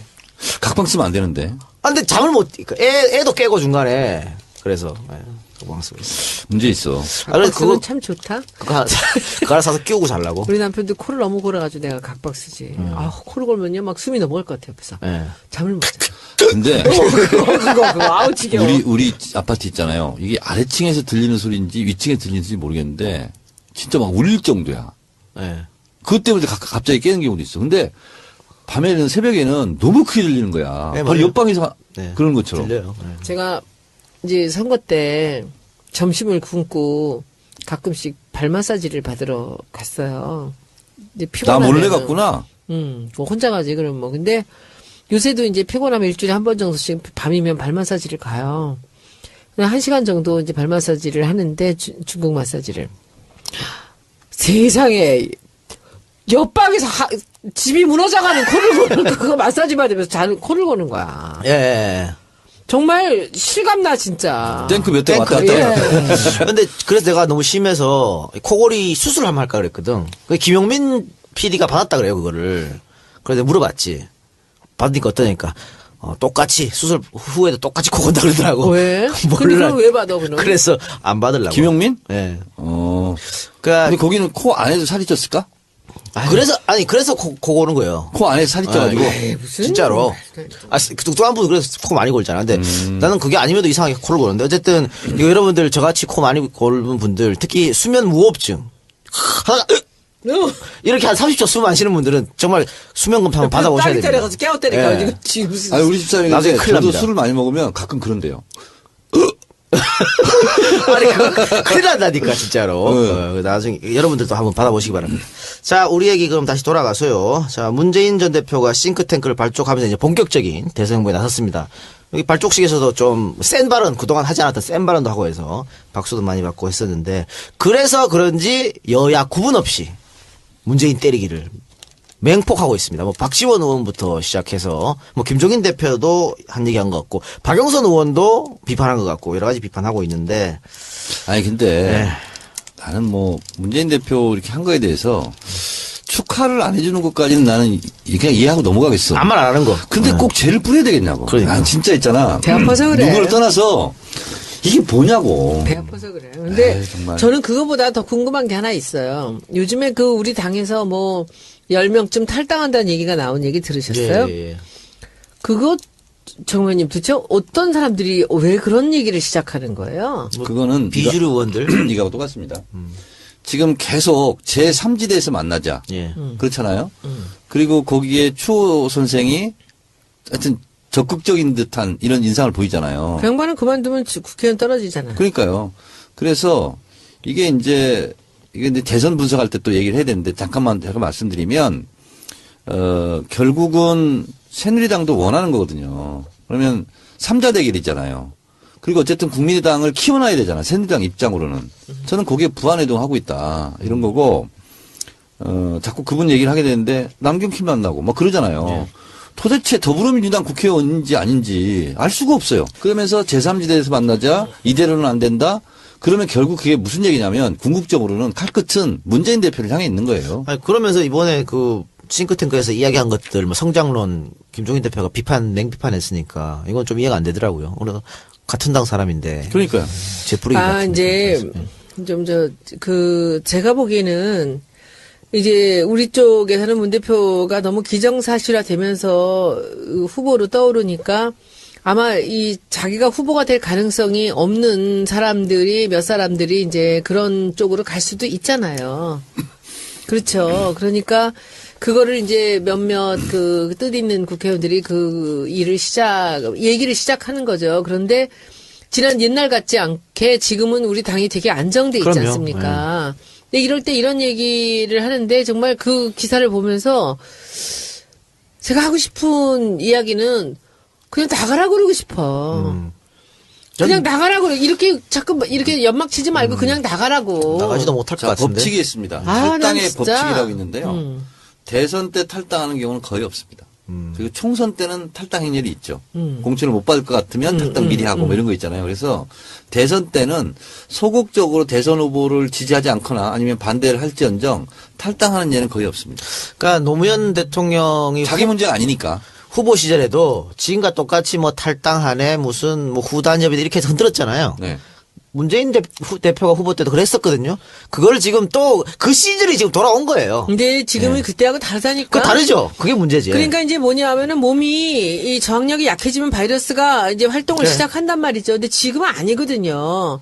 그런데 저는 여러분들한테 말씀을 드리고 싶은 게 이제 제가 정청래 의원님한테 얘기할 때는 항상 이게 조심스러운데 우리 김종인 박사는요. 저렇게 왜 저러는 것 같아요, 저분이. 모르겠습니다. 저분이 트라우마가 있어요. 각 정권마다 이 양반한테 뭔가를 도움을 받으려고 하고 안 썼거든. 배신 트라우마요? 버렸거든. 그러니까 노태우 대통령 때 이 양반이 경제수석으로 정말 굉장한 힘을 발휘했고 일을 잘하셨어요, 그때. 그런데 그 뒤로 DJ도 노무현 대통령도 이명박 대통령도 그리고 박근혜 대통령마저 뭔가 이분한테 도움을 요청하고는 대통령이 되고 나서는 연락이 없는 거예요. 근데 이분은 사실 자기가 어떤 힘을 갖는데 관심을 갖는 것보다는 경제민주화를 내 생전에 한번 이걸 주도권을 갖고 해보고 싶다는 생각이 있는 거예요. 그런데 우리 당에 들어와서 6개월 동안을 무소불위의 힘을 가졌잖아. 가졌는데 그때 이제 우리가 그 중앙위원회 같은 때 그 셀프 비례니 이런 일들을 이렇게 겪으면서 문재인 전 대표가 나를 돕지 않는구나. 그리고 이 사람이 대통령이 됐을 때 나를 제대로 쓰지 않고 또 토사구팽? 팽을 할지도 모른다라는 이런 두려움이 있는 거예요. 저는 그렇게 생각해. 그분은 토사구팽 자격증을 가지신 분이잖아. 본인이 이렇게 하니까 그러겠지. 나는데 손혜원 의원 말을 뭐 일정 부분 인정하더라도 저는 믿지 않아요. 왜냐하면 국회의원 비례대표 4번 하는 16년 동안 법을 하나도 안 냈어요. 네. 경제민주화를 하려고 그랬으면 법을 하는 거거든. 법치국가인데. 법을 하나도 안 냈어. 저는 그래서 그 사실을 봤을 때 저는 믿지 않아요. 알겠습니다. 정청래 의원은 이런 얘기 나올 때마다 게시판에서 저는 네. 욕을 직사하게 하더라고요. 잘 알고 있습니다. 그러나 네. 그래도 손혜원 의원 너무 비판하지 마세요. 아니 괜찮아요. 제가 마음이 아파. 아니야 상관없어요. 김종인 대표 그렇다 치고 네. 맞으면 크는 거지 뭐. 박영선 의원은 왜 따지를 걸었을까요? 문 대표에게. 뭐 싫겠죠. 뭐 있겠어요. 본인도 대권의 의지가 있는가요? 그건 택도 없는 소리 하고 있어. 아니 뭐 의지가 가질 수 있지. 나도 의지 있어. 그래. 아니, 그럼 의지하면 가질 수 있죠. 예. 애들 다 물어봐 다 대통령 되고 싶다 그러지 어린 아이들한테. 그런 얘기가 아니고 근데 아까 얘기했던 그 비주류들 거기에 박영선 의원도 들어가는 거 아닌가요? 그 이러시면 잘 기사에? 모르겠어요. 근데 아닌가? 마포에서 회동을 가졌다 그래서 의심이 확 한 사람의 의심이 또 가던데. 근데 저는 저렇게 괜히 흘리는 거지 지금 같은 때 맞지도 않습니다 시기적으로. 그리고 탈당을 못해요. 그리고 이제 이 문 대표가 너무 힘있게 떠오르고, 이제 탱크탱크 같은데 뭐 500명씩 모이고 그러니까. 예.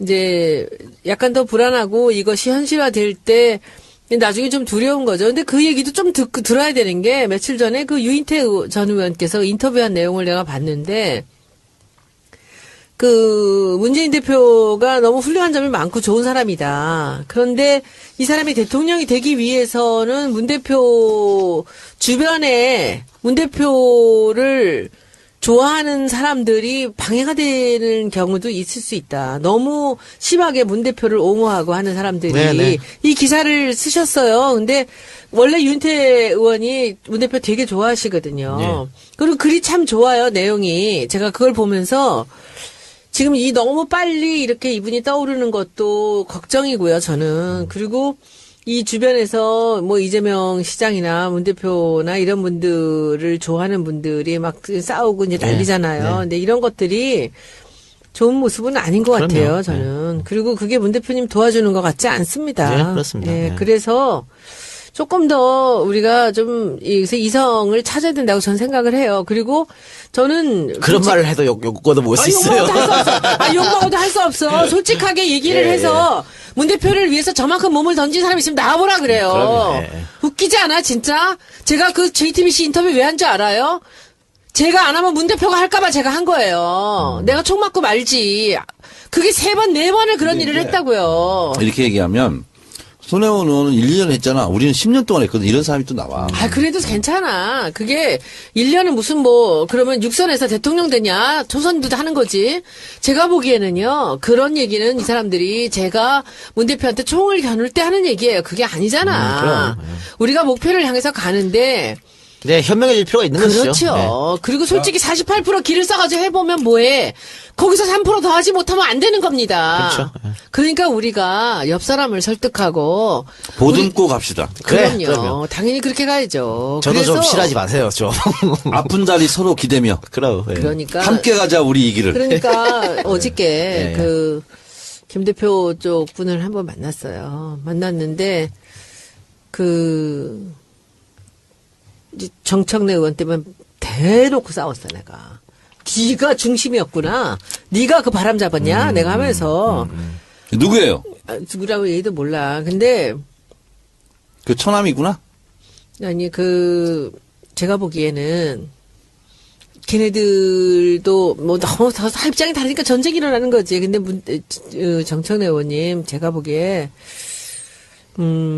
우리는 우리가 문 대표님 얘기 지금 한 거나 마찬가지로 그 김종인 박사는 문 대표가 안고 가야 돼요. 그 작업을 해야 돼요. 그래서 애들이 옆에서 누가 왔잖아. 다 그만둬. 내가 할게. 왜냐하면 결자 해지는 제가 해야 돼요. 우리 문 대표님이 마음에서 문 대표님이 입으로 그렇게 말씀하시잖아요. 우리가 김종인 박사를 끌고 가지 않으면 우리 이길 수 없다. 근데 그 상황에서 가장 섭섭한 게 문 대표일 텐데 문 대표님 그렇게 얘기하신다고요. 그러면 제가 그 얘기를 들으면 속으로 생각해요. 이거 또 나한테 이 미션이 또 주어지는구나라고 생각해요. 근데 우리는 이겨야 되기 때문에. 근데 이제 우리는 손혜원 의원님은 이제 저런 의견이고 A 주장, B 주장인데 제가 이제 사감을 진짜 빼고 얘기합니다. 지금 끌어안졌다. 이게 화로를 끌어안는 것이 아닌가. 저는 그런 예. 불길한 생각을 지금 지울 수가 없어요. 그러니까 제가 좀 더 얘기할게요. 그리고 3살 버릇 8까지 간다고 한 번 그러면 계속 그래요. 그리고 저는 이럴 수 있어요. 정말 중요한 순간에 또 목리 부리고 막 이러지 않을까. 그런 생각이 들어서 저는 손혜원 의원님은 A 주장인데 저는 B 주장에 네네. 가깝습니다. 네, 알겠습니다. 근데 문 대표 입장은 끌고 간다는 입장인 것 그럼요. 같고요. 예. 알겠습니다. 자, 그럼 이제 마칠 시간인데, 마지막으로 한 번만 더 홍보하세요. 뭐요? 출판 기념회. 책장사. 안 합니다. 왜 홍보해야지, 출판 기념회. 꼭 해야 되겠어? 예, 하세요. 안 할래. 너무 많이 제가 했대. 할게요. 예. 제가 할게요. 15일날. 15일 날 출판 기념회 하는데 이거는 일반 출판 기념회가 아니에요. 사실은 이 문 대표 나타나시면요 거의 무슨 아이돌 수준이에요. 구름 같아 구름. 그리고 문 대표님한테 제가 이제 부탁드릴 거는 말씀드려서 좀 오래 계시도록 해볼게요. 그리고 또 갑수영 오신대요. 아, 그래요? 갑자기. 갑수영 오셔서 저는 이동영 작가님하고 갑수영하고 양쪽에 앉혀서 사회봐 둘이. 네, 네. 앞에 가운데 서평도 사람들. 해주시기로. 아, 네. 지금 다 돈 주고 사셔가지고 그 부시고 그리고 그래서 이재명 시장도 오고. 그래요? 한 권 보내드리지 또 왜 돈 주고 사게 만들어요? 아니 본인 사겠대. 아, 그래요? 그게 맞는 거지. 예. 아주 에티켓이 문화 에티켓이 아주 하이 퀄리티더라고. 그럼 그리고 그 이제 우리 의원들도 많이 오시잖아요. 추미애 대표도 오시잖아요. 네. 이렇게 사람들이 지금 이렇게 다 만난다는 게 여기서 제일 핫한 거는 이재명과 문재인이잖아. 네. 근데 솔직히 둘이 얼마나 좋아하는데. 그러니까. 네. 둘이 너무 좋아하는데 왜들 이러는지 모르겠어요. 예. 둘이 너무 좋아하고 존경하고 그래요. 나중엔 뭐 다 하나가 되겠죠, 지지자들. 그래서 그 문재인 팬클럽 있잖아요. 문팬. 그날 체육대회를 한대요. 관악인가? 거기 사는데 조기에 끝내고 일일이 다 몰려오기로. 좀. 왜 와? 응원하러. 문재인 대표 응원하러. 토요일이죠? 문 토요일 날. 대표 오신다고 오는 거야 다? 네네. 책 안 사고 들어오기만 해봐라 그냥. 오면 와서 사시겠죠. 자, 여러분들 15일날 출판 기념회에서 만나기로 약속하고, 자, 이것으로 그러면 정치 알바 28번째 시간 마치겠습니다. 소년이는 아직 국정감사 남았으니까. 네, 내일 모레까지. 그렇죠? 네, 좀 더 매진해 주시고. 자, 할 말 없으시죠, 마지막에? 어떤 기자가요. 네. 저한테 카톡을 보내왔어요. 근데 어디라고는 밝히지 않을게요. 그러더니 제 책을 사서 다 읽어봤대요.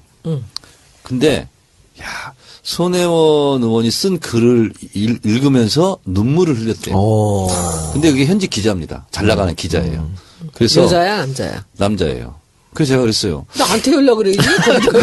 맞네? 아니 50도 아직 안 넘고 40대 초반인데 눈물이 나더냐 그랬더니 그 눈물 나던데요. 그렇게 얘기하더라고. 야, 그런 기자도 있더라고. 간접 홍보. 그럼 내가 감사합니다. 내가 아니, 눈물을 흘리면서 손혜원 썼어. 의원이 글을 잘 썼다고 그러더라고. 그 기자가 얘기하는데. 그래요. 여러분들 오셔서. 야, 감사합니다. 정우현님 책뿐만 아니고 주기자 책, 그리고 더불어서 제 책도 많이 사서. 이 작가, 네. 주진우, 정청래 합동 사인회. 사인회. 아니, 꼭 거기서 안 사셔도 되고, 미리 사신 분은 들고 오시면 됩니다. 그 사람 많이 오면 어떡하지? 그게 걱정이면 안 돼. 그래요. 저는 거기 오신 분들이 10명, 저를 따라서 이제 번개하실 분이 10명이 안 되면 그냥 길을 걷고 망원시장을 갈 거고 10명이 넘으면 길을 걷고 그 개천길을 좀 걷다가 우리 농수산물 시장 가려고. 요새 개철 괜찮나, 개? 아니, 개 그날이요. 오시면 마포 새우젓 축제를 하거든요. 이게 작년에 3일 동안 60만 명이 넘게 왔어요. 그래서 서울에서 가장 성공한 축제거든요. 그래서 엄청난 먹거리와 볼거리들도 아, 많아요. 진짜로? 그러면 어디에 있어요, 그게? 그게 마포구청 우리 출판기념회 장소에서 200m 떨어졌어요. 아, 그래요? 농산물 시장 그쪽에 들어도 그 되겠네. 월드컵 경기장 주변에서 먹거리, 볼거리 엄청 많아요. 문화공연. 근데 그 농수산물 시장이요, 밑에서 그 게를 그 사서 위로 올라가서 이렇게 쪄서 올려주는데 진짜 맛있다, 거기 게. 거기. 그리고 여러분들 그 회도 농산물 그렇게 시장에 한번 가보세요. 거기 노량진 시장보다 훨씬 깔끔하고 그리고 그 몇 군데 아주 맛있는 집들이 아, 지금 있고 위에 반찬도 개철이죠. 맛있고. 그런가? 그때 내가 한번 가니까 대게. 개철이 아니어서 크랩밖에 없더라고. 크랩은 되게- 맛이 없어. 그거 되게 맛있죠. 대게가 맛있지. 아, 난 개 그래서 무슨 개고기 개. 그런 거지 했더니 대게. 되게 개. 예. 네, 그래요. 여러분들 들어주신 여러분들 대단히 감사하고 저희는 다음 주에 뵙겠습니다. 토요일에 뵙겠습니다. 네, 고맙습니다. 네. 내가 그래도 대통령의 선거를 도운 사람인데 내가 섭섭하다고 해서 지금 여기서 제가 등을 돌릴 수는 없습니다. 그래서 저 알겠습니다. 그러면 제가 그냥 이 정도 그 사실 얘기만 갖고선 저는 하겠습니다 해서 이제 끝난 분이고 여기서 또 이 정고우라는 분이 참 유명한 분이에요. 패션 디자인으로 너무 유명했고 자기 브랜드를 제일모직에 팔아요. 그 제일모직에서 이제 간부로도 일을 했고 그랬는데 평창 올림픽의 개폐막식을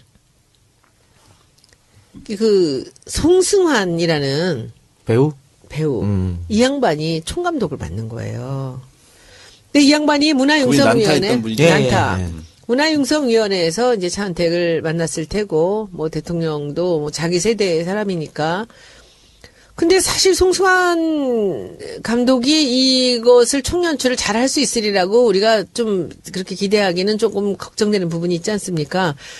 그러니까 김종덕 장관이 누가 한국적인 정서를 세계적으로 풀 수 있는 사람이 누가 하나가 연출 감독이 있었으면 좋겠다 해서 추천을 받아 정구호라는 사람을 감독으로 데려오는 거예요. 그러니까 이 정구호라는 사람은 한국적인 모더니즘을 기가 막힌 표현을 한 사람이에요. 그래서 총감독 송승환 밑에 정구호 연출감독이 들어와서 네. 둘이 같이 안을 냈는데 장관이랑 모든 사람들이 정구호의 안을 너무 좋아한 거예요. 그래서 정구호 안이 80%, 송승환 안이 20%가 됐는데 이 사람을 감독으로 선임을 안 하는 거야. 정구호를. 그래서 근데 이제 장관은 어떻게든지 정구호 선생을 써야 되니까 하는데 끝까지 안 해서 정구호가 나는 안 하겠다. 내 이름 쓰지 말고 내 안은 쓰지 마라 해서 네. 8월 말일날 딱 그만두고 나와요. 그날 장관도 갈려요. 경질. 근데 장관 얘기가 내 힘으로 어떻게 할 수 없는 거다라고 이렇게 얘기를 하더래요. 그것도 차은택입니까? 차은택이지. 제가 보기에는 그럼 그 자리 누가 갔어요? 없어. 아주 공석. 홍석인데 지금 이제 이런 거지. 송승환 감독 입장에서는 자기가 이것을 충분히 할 수 있다고 생각을 하겠죠. 이제 문화부에서는 정구호의 아이디어가 또 필요한 거고 그런데 정구호가 빠지고 나갔는데 지금 문체부에다 제가 물어보니까 정구호를 어떻게든지 설득을 시켜서 다시 오게 해야 된다라고 하는데 정구호 선생은 다시 그 자리를 갈 마음이 없는 거예요. 너무 자기가 자존심이 상하고 자기는 너무 열심히 국가를 위해서 일을 해보겠다고 생각을 했다는 거지. 그런데 이렇게 인격적으로 수모를 주고 나를 이렇게 이런저런 핑계를 대면서 이제 자기가 일을 못하게 했다 이렇게 얘기를 하는데 어떻게 될지 몰라요. 오리무중이야. 이제 몇 개월 안 남았는데 지금 그 개폐막식에 대한 것이 어떻게 갈지 몰라요. 근데 이거는 우리가 차은택 감독이 지금 이 문화부 문체부에 관련되는데 이 영향이 미쳤을까라고 우리가 그럴 것이다라고 추측은 하지만 확증은 없습니다. 근데 제가 보기에 장관도 어떻게 할 수 할 수 없는 없었던 네. 상황이라고 한다면 그 문체부 사람들은 모두가 다 차은택 감독이 관련이 있을 거라고 생각을 해요. 그래서 지금 그렇고 아까 말씀드린 그 여명숙이라는 분이 여명숙 씨도 그런 식으로 잘렸다 그러더라고요. 한 달 만에 예. 한 달 만에 장관이 와서 해달라고 했다가 한 달 만에 장관이 미안하다고. 그러면서 처음에 이 사람을 뽑을 때부터 차은택 감독 얘기만 들으라 그랬대요. 그런데 차은택 감독 얘기만 들어라 했는데 알았다고 해놓고 이 사람이 원장이 되고 나서는 영수증 다 갖고 오라 그래가지고 되게 철두철미한 포항공대 교수 출신인데 그저께 국감에서는 이 사람이 발군이었어요. 얼마나 존재감이 진짜 쩐다 그러죠? 멋있더라고요. 누구? 이 여명숙이라는 박사가. 그래서 근데 얘기를 하는데 증인은 나왔어요? 나왔는데 이 사람이 이제 우리 피감 기관이니까 그런데 이 사람이 최보식 기자하고 인터뷰를 한 건 아닌데 최보식 기자가 그 조선일보에 이 사람 얘기를 쓴 거예요. 예. 실명을 넣어갖고. 그러면서 그 장관이 날더러 와서 하라고 해놓고서는 내가 소신 있게 하는 걸 보고 어느 날 안 된다고 밖에서 1시간을 기다리라고 해놓고는 처음엔 차은택 감독 말만 들으라 그랬더니 한 달 뒤에는 미안하다고 했다는 거야. 네. 그러니까 기분이 무지하게 상했죠. 근데 여기 왔는데 사람들이 그 생각이 잘 안 나는데 그 문화예술위원회의 위원장이 박명진 위원장이라는 여자분이에요. 근데 이 사람하고 작년에 했던 그 국감에 질의하고 그 대답 딴소리하고 이 내용을 갖고 연극이 올라갔어요. 그래서 그 도종환 의원께서 그 연극을 보러 가자 그래서 우리 교문위 의원들이 다 가서 봤거든. 그때 간다고 그랬잖아요. 근데 그때 이 박명진 위원장의 역할을 한 여자애가 너무 웃겼어요. 근데 이번에 가서 보니까 어쩜 그렇게 똑같을까? 이 사람이 그 연극 보고 지금 실제 네, 보니까 실제 본 거죠. 저는 처음 본 거지. 연기 실력이 있네. 아주 너무 웃겨. 그러니까 뭐랄까 자기는 몰랐다는 거예요. 그럼 누가 지웠느냐 이거를. 이 회의록이 나왔는데 이 도종환 의원이 입수한 진짜 이제 회의록이 있고 네. 그리고 이 사람이 낸 회의록이 있는데 거기에 불리한 얘기가 다 빠져 있는 아빠 거예요. 삭제된 거죠. 근데 그 삭제된 내용을 보면은 너무 뻔하게 이 사람들이 원하는 게 뭔지를 알겠더라고요. 그런데 그걸 여기서 누가 뺐느냐 자기는 모르는 일이라는 거야. 막 계속 잡아떼는데 이제 이게 문제가 된 거는 뭐냐면은 지금 우리나라에 연극하는 사람들이나 글을 쓰는 사람들, 문인이나 이런 사람들이 그 문화예술위원회라는 데서 지원과 이런 혜택을 받는 조금씩 돈을 주는 게 있나 봐요. 창작 공모전 이런 거 하죠. 기금이 좀 있는데 네. 이거를 거기 나오는 지금 9,473명에게는 절대 주지 말라는 게 이 블랙리스트의 그렇죠. 기본입니다. 네. 돈을 주지 못하게 한 지원 거예요. 못하게 하는 거죠. 예. 그러니까 그 어려운 연극하는 사람들이나 작가들이 일체 이 돈의 아르코라는 약자로 쓰이는 곳인데 돈을 하나도 못 받는 거예요. 그래서 왜 이렇게 우리한테 돈을 안 주는지를 이제 찾아 들어가다 보니까 안에서 이제 제보가 있었던 거야. 그렇죠. 도서관 처음에는 의원한테. 몰랐던 건데 선정됐는데도 계속 안 주고 보류시키고 이랬으니까. 그러니까 노무현 정부 때요. 실제로 이 문화예술인들이 배고프잖아요. 네. 근데 공모전에 이제 입선을 하잖아요. 그러면 5천만 원 지원이 나와요. 근데 그걸로 연극 무대도 올리고 시달리가 좋고 극복이 일이죠. 좋으면 큰 굉장히 돈이죠. 큰 돈이에요, 그거. 그리고 그거 있으면서 평생 자기가 기회를 한 번 또 잡아보는 거야. 근데 이거를 불공정하게 1번을 찍지 않았으니까 그렇죠. 너네들은 안 준다. 이거는 민주주의 선거를 부정하는 그러니까. 행위가 똑같은 거죠. 유신의 망령이 다시 살아난 것 같은. 그렇습니다. 자기 아버지가 하는 똑같이 그러니까 하는 줄 것 같은. 서서 이 돈을 또 챙겨가는 사람들이 반대적으로 그렇죠. 있지 않겠습니까? 그러니까. 그리고 실력 있고 제정신 박힌 사람들이라면 박근혜 정부를 지지하겠어요. 그래요. 그리고 또 하나의 블랙리스트. 네. 이거는 교육부에서 블랙리스트를 관리한다. 경향신문에서 쓴 건데요. 역사교과서 국정화 반대 시국선언 참여교사. 해외 연수 심사에서 아예 탈락시켜버린다. 이것도 역시 블랙리스트인 거지 않습니까? 그리고 인천 지역인가요? 예. 그 고등학생들 뭐 시국선언 한 거 이것도 즉각 조사하고 막. 그렇죠. 이것도 역시 도정환 의원실에서 자료를 받은 겁니다. 아, 도정환 의원 너무 열심히 하시는 것 같아. 왜냐면 이게 저는 여기에 참 중요하다고 생각하는 게 비례대표 같은 사람들이 그 분야에서 다 와야 되는 이유가 바로 이거예요. 그쪽 사람들을 대변하는 사람들이 있잖아요. 그러니까 제가 여기서 디자인이나 광고 쪽에서 제가 있으니까 그 제보가 저한테 오는 거예요. 그렇습니다. 예. 그리고 제가 발표를 잘하고 열심히 싸우니까 다른 제보들까지 다 들어오는 그렇죠. 거예요, 지금. 제보 때문에 못 살겠어요. 오늘 또 제보가 엄청난 게 들어왔는데 내일 발표하라는데 전 내일 딴 게 할 게 있어서 지금 우리 교문에다 올렸어. 딴 사람 이거 하실 분 있으면 한번 해보라고. 지금 어떤 관공서 이런 단체의 사장 하나가 엄청난 지저분하게 성추행한다라는 제보예요. 뭐 녹취까지 다 왔어. 그래서 그걸 보면서 이게 이 제보들이 오는 것을 잘해서 이 사람들이 이제 이렇게 자기가 얼굴까지 내놓으면서 목소리까지 주면서 이렇게 할 때는 그 사람들이 얼마나 극한 상황에 달했으니까 그렇게 하겠습니까?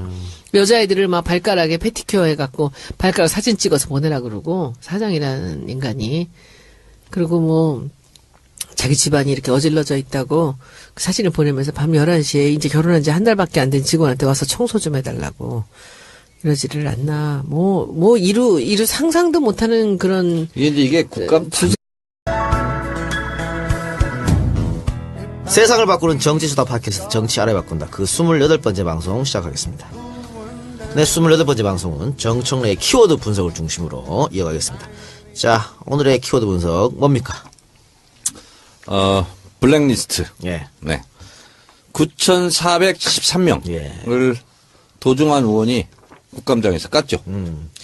9,473명이라면 대한민국 예술 문화인이 거의 다 들어간 게 아닌가 이런 생각 들어요. 제정신이 박힌 대부분의 문화예술인들이죠. 그렇죠. 그러니까 문재인 대표를 지지했거나 박원순 시장을 지지했거나 그리고 세월호에 서명을 했거나. 세월호에 서명했거나 이런 분들인데 그 9,473명 이름만 적어놨는데 100페이지가 된대요.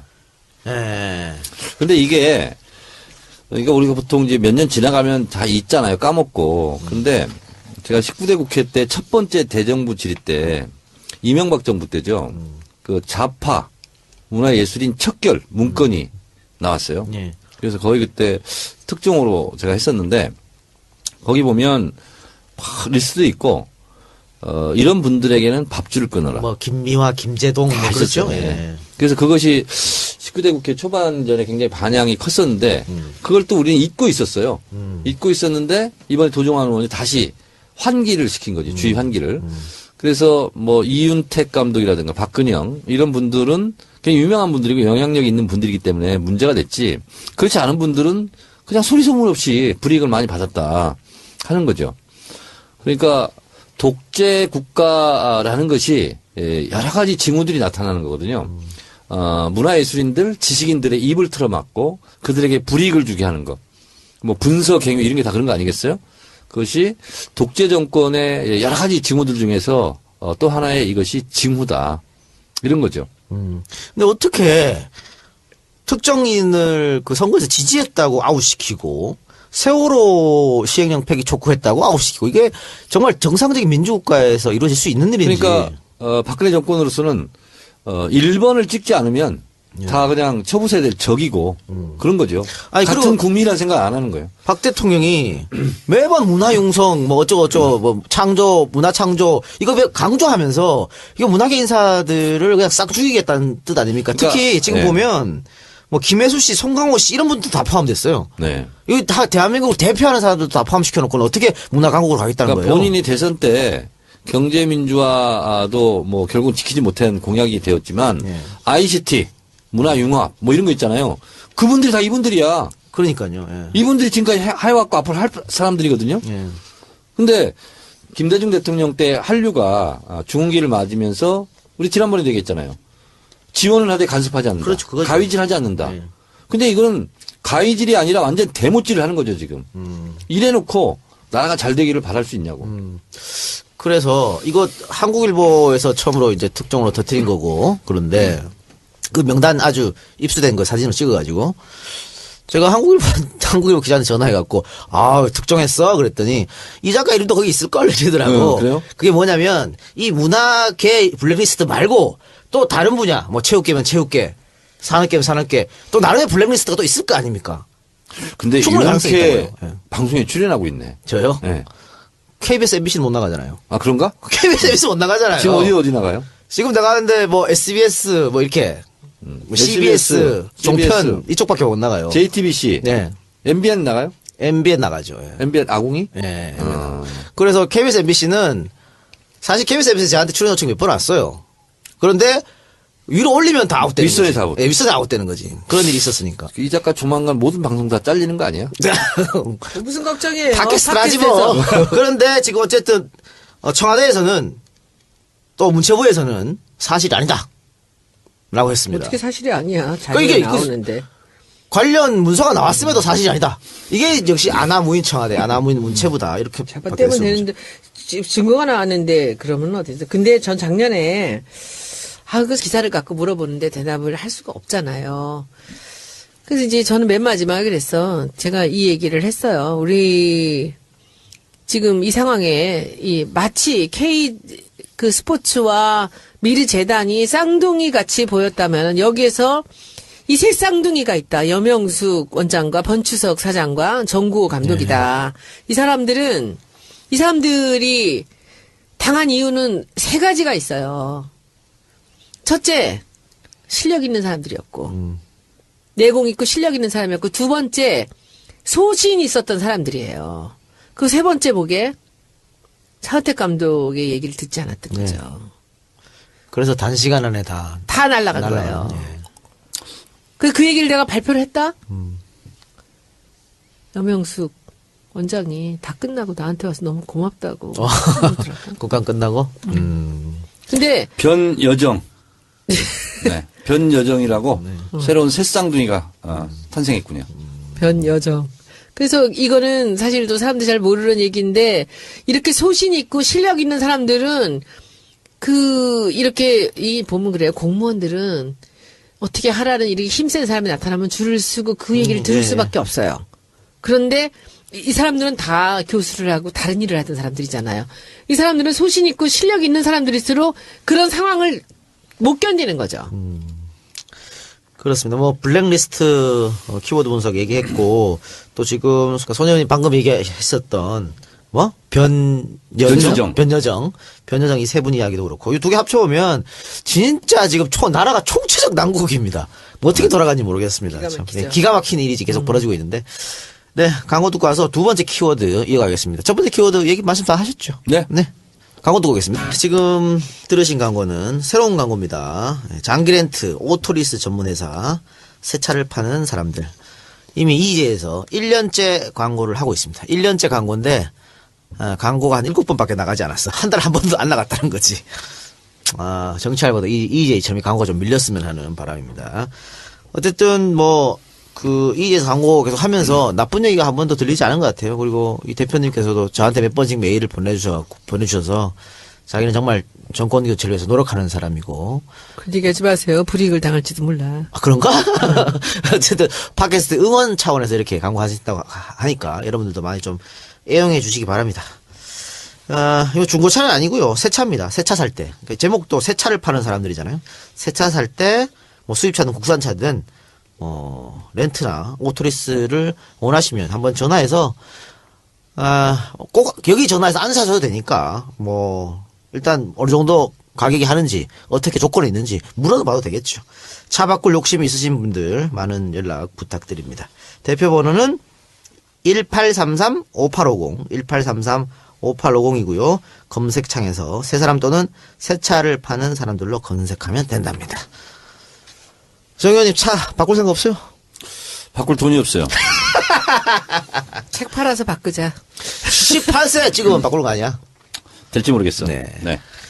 알겠습니다. 자, 차 멀쩡한데 왜 바꿔요? 네? 안 바꾼다고. 그러니까. 차 그때 그 의원 시절 타던 차는 네. 반납하고 멀쩡해. 아니, 그 차예요, 아니, 그 아니야. 차. 그 차예요, 차는 그 원래 차예요. 국회의원 자기 돈 주고 차 사는 거예요. 그래요. 네. 유지비만. 호남바죠, 호. 허남바. 네. 지금도 렌트비 내고 있어요. 렌되고 있습니까? 허남바. 네. 너무 담배 냄새나 차 안에서 차 안에서 담배 연고 피세요. 아, 그래요? 네. 누가 와서 이렇게 담배를 피는 거지? 뭐 누가 와서 피지 모르군요. 언제 타봤어요? 꽂혀서 타봤죠. 뭐. 사모님이 싫어하나? 차에서 담배 피나로? 그래서 뚜껑을 여는 거 열지. 있잖아. 네. 여는 걸로 했잖아. 뚜껑을 열어 그래서. 담배 피우려고 일부러? 요즘 뚜껑 열 일이 많잖아. 네. 그래요. 뚜껑 열 일이 정말 많죠. 네. 네. 자, 두 번째 키워드 뭡니까? 성과급. 성과급. 네. 요즘에 이제 그 노조 하시는 분들이 파업 많이 하는데 이 성과급 때문에 파업만 하는 네. 것 같아요. 있잖아요. 진짜 이 정권이 정말 나쁜 정권인 것이 네. 동료애 이런 거 있잖아요. 휴먼 뭐 이런 거 없어. 없어. 그걸 엽을 외에요. 주점을 들고 있는 그런 사람이 있는데. 성추행 이런 거는 언제 어디서든 다 일어날 수 있는 일이잖아. 근데 제보하기가 어렵잖아 이런 거. 사실은 본인도 큰 결단하고 하는 거거든요. 네. 그리고 이제 제가 국감에서 이제 간단하게 이야기했던 것 중에 하나인데, 이제 우리가 미르하고 K 스포츠를 쌍둥이 같은 그런 조직을 갖고 했다고 예. 얘기를 하지 않았습니까? 여기 이제 새 쌍둥이가 하나 나옵니다.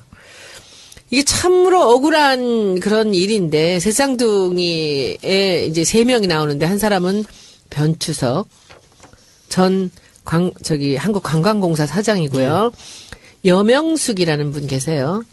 여명숙이라는 분은 이 컨텐츠진흥원의 원장으로 잠깐 왔다가 한 달 만에 한달 잘린 만에 분이에요. 잘렸죠. 예. 원래 무슨 게임 관련되는 거기 이제 지금 위원장을 맡고 계신 분인데, 그리고는 정구호라는 우리나라 당대 최고의 패션 디자이너며 연출가인 이 세 사람입니다. 이 세 사람이 전부 다 차은택하고 관계가 있어요. 그러니까 변추석이라는 분은 광고계에서 변추석은 참 또 신화 중에 한 명이거든요. 그러니까 지난번에 대선 때 이 사람이 대선에서 홍보본부장을 맡았던 사람이에요. 원래 LG에 대해서 아주 전설의 그 CD로 있었던 분인데, 이분이 이제 자기가 본부장을 해서 대선을 이겼잖아요. 그러니까 대선을 이겨놓으니까 이 사람을 이제 그쪽으로 보낸 거지.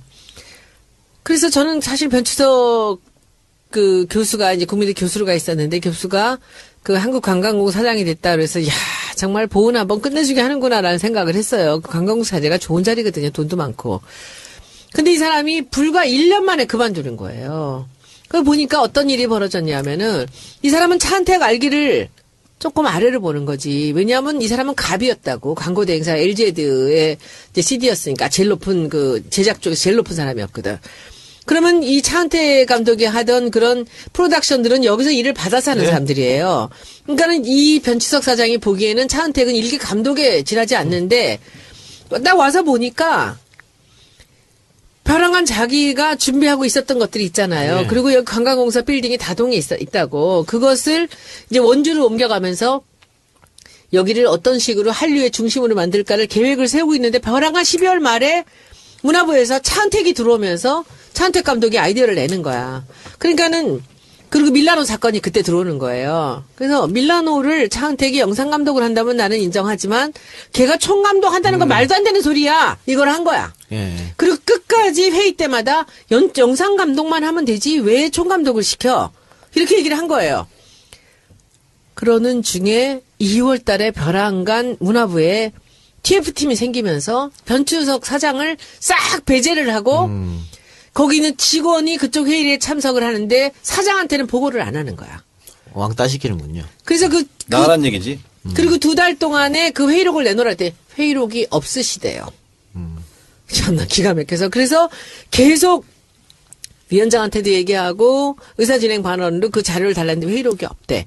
근데 그 사이에 이제 그 변치석 사장은 너무 화가 난 거지. 그래갖고 사표를 내요. 3월 말에. 사표를 냈는데 사표가 4월 3일 날 수리가 되면서 차은택 감독이 단장으로 오는 거야. 네.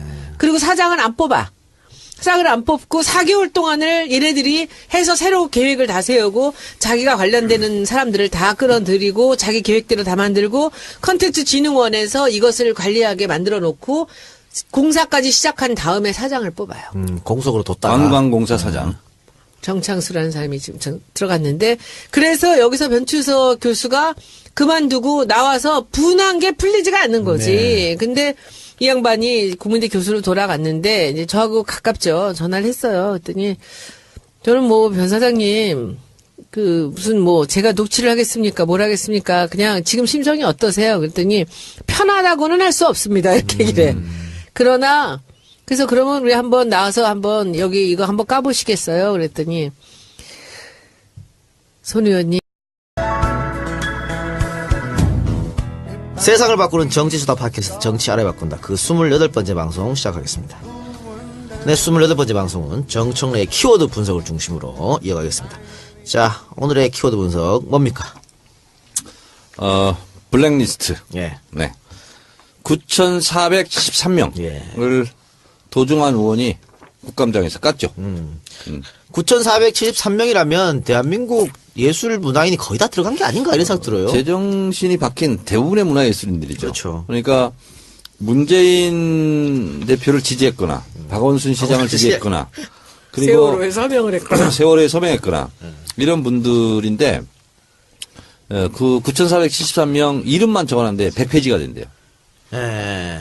근데 이게 그러니까 우리가 보통 이제 몇 년 지나가면 다 잊잖아요. 까먹고. 근데 제가 19대 국회 때 첫 번째 대정부 질의 때 이명박 정부 때죠. 그 좌파 문화예술인 척결 문건이 나왔어요. 예. 그래서 거의 그때 특종으로 제가 했었는데 거기 보면 막 리스트도 있고 이런 분들에게는 밥줄을 끊어라. 뭐 김미화, 김재동 뭐 다 그렇죠. 있었죠. 예. 예. 그래서 그것이 19대 국회 초반전에 굉장히 반향이 컸었는데 그걸 또 우리는 잊고 있었어요. 잊고 있었는데 이번에 도종환 의원이 다시 환기를 시킨 거지. 주의 환기를. 그래서 뭐 이윤택 감독이라든가 박근영 이런 분들은 굉장히 유명한 분들이고 영향력이 있는 분들이기 때문에 문제가 됐지. 그렇지 않은 분들은 그냥 소리 소문 없이 불이익을 많이 받았다 하는 거죠. 그러니까 독재 국가라는 것이 여러 가지 징후들이 나타나는 거거든요. 문화예술인들, 지식인들의 입을 틀어막고 그들에게 불이익을 주게 하는 것.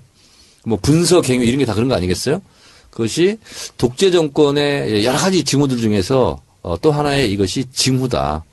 이런 거죠. 근데 어떻게 특정인을 그 선거에서 지지했다고 아웃시키고 세월호 시행령 폐기 촉구했다고 아웃시키고 이게 정말 정상적인 민주국가에서 이루어질 수 있는 일인지. 그러니까 박근혜 정권으로서는 1번을 찍지 않으면 다 그냥 처부서야 될 적이고 그런 거죠. 아니, 같은 그리고 국민이라는 생각 안 하는 거예요. 박 대통령이 매번 문화융성 뭐 어쩌고저쩌고 뭐 창조 문화창조 이거 왜 강조하면서 이거 문화계 인사들을 그냥 싹 죽이겠다는 뜻 아닙니까? 그러니까, 특히 지금 네. 보면 뭐 김혜수 씨, 송강호 씨 이런 분들 다 포함됐어요. 네. 이거 다 대한민국을 대표하는 사람들도 다 포함시켜 놓고는 어떻게 문화 강국으로 가겠다는 그러니까 거예요? 본인이 대선 때 경제 민주화도 뭐 결국 지키지 못한 공약이 되었지만 예.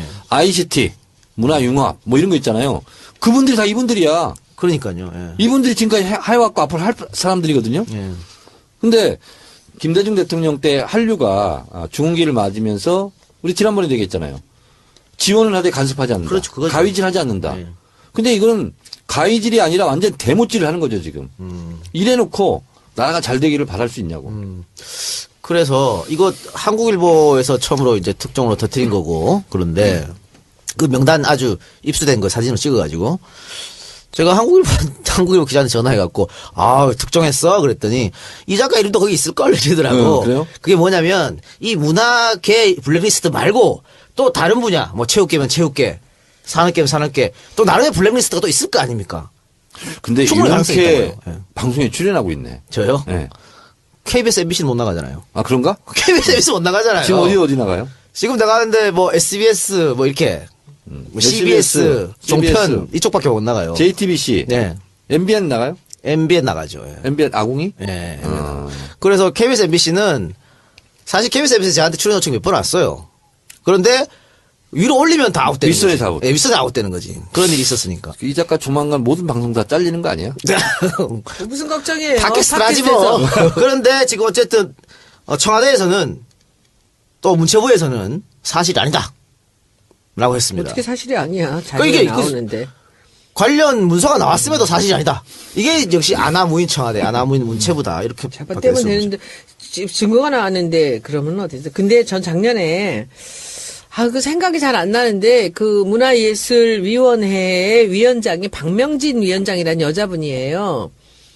근데 이 사람하고 작년에 했던 그 국감에 그 질의하고 막 그 대답 딴소리하고 막 이 내용을 갖고 연극이 올라갔어요. 그래서 그 도종환 의원께서 그 연극을 보러 가자 그래서 우리 교문위 의원들이 다 가서 봤거든.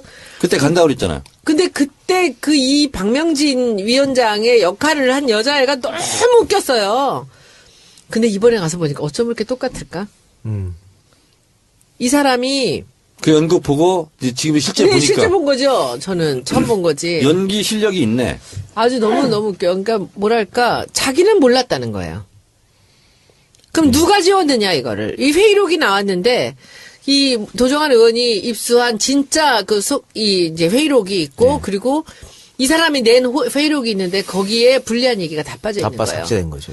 근데 그 삭제된 내용을 보면은 뭐 너무 뻔하게 이 사람들이 원하는 게 뭔지를 알겠더라고요. 그런데 그걸 여기서 누가 뺐느냐 자기는 모르는 일이라는 거야. 막 계속 잡아떼는데 이제 이게 문제가 된 거는 뭐냐면은 지금 우리나라에 연극하는 사람들이나 글을 쓰는 사람들, 문인이나 이런 사람들이 그 문화예술위원회라는 데서 지원과 이런 혜택을 받는 조금씩 돈을 주는 게 있나 봐요. 창작 공모전 뭐 이런 거 하죠. 기금이 좀 있는데 네. 이거를 거기 나오는 지금 9,473명에게는 절대 주지 말라는 게 이 블랙리스트의 그렇죠. 기본입니다. 네. 돈을 주지 못하게 한 지원 거예요. 못하게 하는 거죠. 예. 그러니까 그 어려운 연극하는 사람들이나 작가들이 일체 이 돈의 아르코라는 약자로 쓰이는 곳인데 돈을 하나도 못 받는 거예요. 그래서 왜 이렇게 우리한테 돈을 안 주는지를 이제 찾아 들어가다 보니까 안에서 이제 제보가 있었던 거야. 그렇죠. 도종환 처음에는 의원한테. 몰랐던 건데 선정됐는데도 계속 안 주고 보류시키고 이랬으니까. 그러니까 노무현 정부 때요. 실제로 이 문화예술인들이 배고프잖아요. 네. 근데 공모전에 이제 입선을 하잖아요. 그러면 5천만 원 지원이 나와요. 근데 그걸로 연극 무대도 올리고 시달리가 좋고 극본이 일이죠. 좋으면 큰 굉장히 돈이죠. 큰 돈이에요, 그거. 그리고 그거 있으면서 평생 자기가 기회를 한 번 또 잡아보는 거야. 근데 이거를 불공정하게 1번을 찍지 않았으니까 그렇죠. 너네들은 안 준다. 이거는 민주주의 선거를 부정하는 그러니까. 행위가 똑같은 거죠. 유신의 망령이 다시 살아난 것 같은. 그렇습니다. 자기 아버지가 하는 똑같이 그러니까 하는 줄 것 같은. 서서 이 돈을 또 챙겨가는 사람들이 반대적으로 그렇죠. 있지 않겠습니까? 그러니까. 그리고 실력 있고 제정신 박힌 사람들이라면 박근혜 정부를 지지하겠어요. 그래요. 그리고 또 하나의 블랙리스트. 네. 이거는 교육부에서 블랙리스트를 관리한다. 경향신문에서 쓴 건데요. 역사교과서 국정화 반대 시국선언 참여교사. 해외 연수 심사에서 아예 탈락시켜버린다. 이것도 역시 블랙리스트인 거지 않습니까? 그리고 인천 지역인가요? 네. 그 고등학생들 뭐 시국선언 한 거 이것도 즉각 조사하고 막. 그렇죠. 지금. 이것도 역시 도종환 의원실에서 자료를 받은 겁니다. 도종환 의원 너무 열심히 하시는 것 같아. 네. 왜냐면 이게 저는 여기에 참 중요하다고 생각하는 게 비례대표 같은 사람들이 그 분야에서 다 와야 되는 이유가 바로 이거예요. 그쪽 사람들을 대변하는 사람들이 있잖아요. 그러니까 제가 여기서 디자인이나 광고 쪽에서 제가 있으니까 그 제보가 저한테 오는 거예요. 그렇습니다. 예. 그리고 제가 발표를 잘하고 열심히 싸우니까 다른 제보들까지 다 들어오는 그렇죠. 거예요, 지금. 제보 때문에 못 살겠어요. 오늘 또 제보가 엄청난 게 들어왔는데 내일 발표하라는데 전 내일 딴 게 할 게 있어서 지금 우리 교문에다 올렸어. 딴 사람 이거 하실 분 있으면 한번 해보라고. 지금 어떤 관공서 이런 단체의 사장 하나가 엄청난 지저분하게 성추행한다라는 제보예요. 뭐 녹취까지 다 왔어. 그래서 그걸 보면서 이게 이 제보들이 오는 것을 잘해서 이 사람들이 이제 이렇게 자기가 얼굴까지 내놓으면서 목소리까지 주면서 이렇게 할 때는 그 사람들이 얼마나 극한 상황에 달했으니까 그렇게 하겠습니까?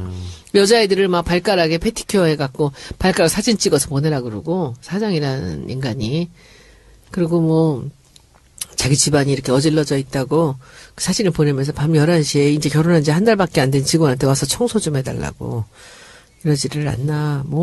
이루 상상도 못하는 그런. 이게 국감 단골면이에요. 주접을 들고 있는 그런 그러니까 사람이 있는데. 성추행 이런 거는 언제 어디서든 다 일어날 수 있는 일이잖아. 근데 제보하기가 어렵잖아, 이런 거. 사실은 본인도 큰 결단하고 하는 거거든요. 네.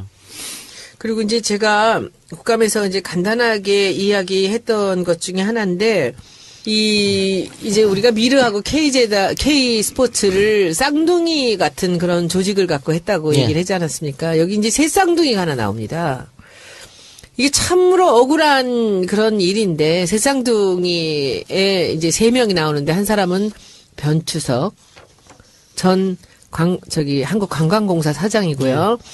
여명숙이라는 분 계세요.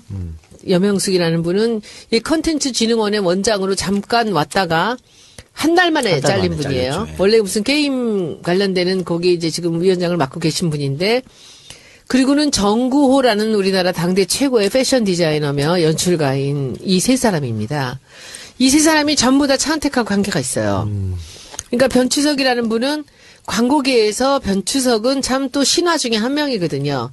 그러니까 지난번에 대선 때 이 사람이 대선에서 홍보본부장을 맡았던 사람이에요.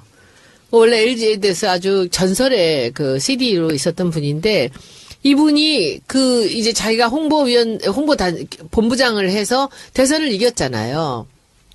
그러니까 대선을 이겨놓으니까 이 사람을 이제 그쪽으로 보낸 거지. 그래서 저는 사실 변추석 교수가 이제 국민대 교수로가 있었는데, 교수가 한국관광공 사장이 됐다 그래서 야 정말 보은 한번 끝내주게 하는구나라는 생각을 했어요. 관광공 사제가 좋은 자리거든요. 돈도 많고. 근데 이 사람이 불과 1년 만에 그만두는 거예요. 그걸 보니까 어떤 일이 벌어졌냐면은 이 사람은 차은택 알기를 조금 아래를 보는 거지. 왜냐하면 이 사람은 갑이었다고. 광고 대행사 LG에드의 이제 CD였으니까 제일 높은 제작 쪽에서 제일 높은 사람이었거든. 그러면 이 차은택 감독이 하던 그런 프로덕션들은 여기서 일을 받아서 하는 사람들이에요. 그러니까는 이 변치석 사장이 보기에는 차은택은 일개 감독에 지나지 않는데, 나 와서 보니까 벼랑간 자기가 준비하고 있었던 것들이 있잖아요. 네. 그리고 여기 관광공사 빌딩이 다동에 있다고. 그것을 이제 원주로 옮겨가면서 여기를 어떤 식으로 한류의 중심으로 만들까를 계획을 세우고 있는데, 벼랑간 12월 말에 문화부에서 차은택이 들어오면서 차은택 감독이 아이디어를 내는 거야. 그리고 밀라노 사건이 그때 들어오는 거예요. 그래서 밀라노를 차은택이 영상 감독을 한다면 나는 인정하지만, 걔가 총감독 한다는 건 말도 안 되는 소리야. 이걸 한 거야. 예. 그리고 끝까지 회의 때마다 영상 감독만 하면 되지 왜 총감독을 시켜? 이렇게 얘기를 한 거예요. 그러는 중에 2월 달에 벼랑간 문화부에 TF팀이 생기면서 변추석 사장을 싹 배제를 하고, 거기는 직원이 그쪽 회의에 참석을 하는데 사장한테는 보고를 안 하는 거야. 왕따 시키는군요. 그래서 나가란 얘기지. 그리고 2달 동안에 그 회의록을 내놓으라 할 때 회의록이 없으시대요. 참나 기가 막혀서. 그래서 계속 위원장한테도 얘기하고 의사진행반원으로 그 자료를 달랐는데 회의록이 없대. 근데 그 사이에 이제 변치석 사장은 너무 화가 난 거지. 그래갖고 사표를 내요. 3월 말에. 사표를 냈는데 사표가 4월 3일 날 수리가 되면서 차은택 감독이 단장으로 오는 거야. 네. 그리고 사장은 안 뽑아. 사장을 안 뽑고 4개월 동안을 얘네들이 해서 새로 계획을 다 세우고 자기가 관련되는 사람들을 다 끌어들이고 자기 계획대로 다 만들고 컨텐츠진흥원에서 이것을 관리하게 만들어 놓고 공사까지 시작한 다음에 사장을 뽑아요. 공석으로 뒀다가. 관광공사 사장. 정창수라는 사람이 지금 들어갔는데, 그래서 여기서 변추석 교수가 그만두고 나와서 분한 게 풀리지가 않는 거지. 네. 근데 이 양반이 국민대 교수로 돌아갔는데 이제 저하고 가깝죠. 전화를 했어요. 그랬더니 저는 변 사장님 무슨 제가 녹취를 하겠습니까? 뭘 하겠습니까? 그냥 지금 심정이 어떠세요? 그랬더니 편하다고는 할 수 없습니다. 이렇게 얘기를 해. 그러나 그래서 그러면 우리 한번 나와서 한번 여기 이거 한번 까보시겠어요? 그랬더니 손 의원님, 내가 그래도 대통령의 선거를 도운 사람인데 내가 섭섭하다고 해서 지금 여기서 제가 등을 돌릴 수는 없습니다. 그래서 저 알겠습니다. 그러면 제가 그냥 이 정도 그 사실 얘기만 갖고선 저는 하겠습니다. 해서 이제 끝난 분이고 여기서 또 이 정고우라는 분이 참 유명한 분이에요. 패션 디자인으로 너무 유명했고 자기 브랜드를 제일 모지게 팔아요. 그 제일 모지게에서 이제 간부로도 일을 했고 그랬는데 평창 올림픽에 개폐막식을 송승환이라는 배우? 이 양반이 총감독을 맡는 거예요. 근데 이 양반이 그분이 문화융성위원회 난타했던 분이죠. 난타. 예, 예.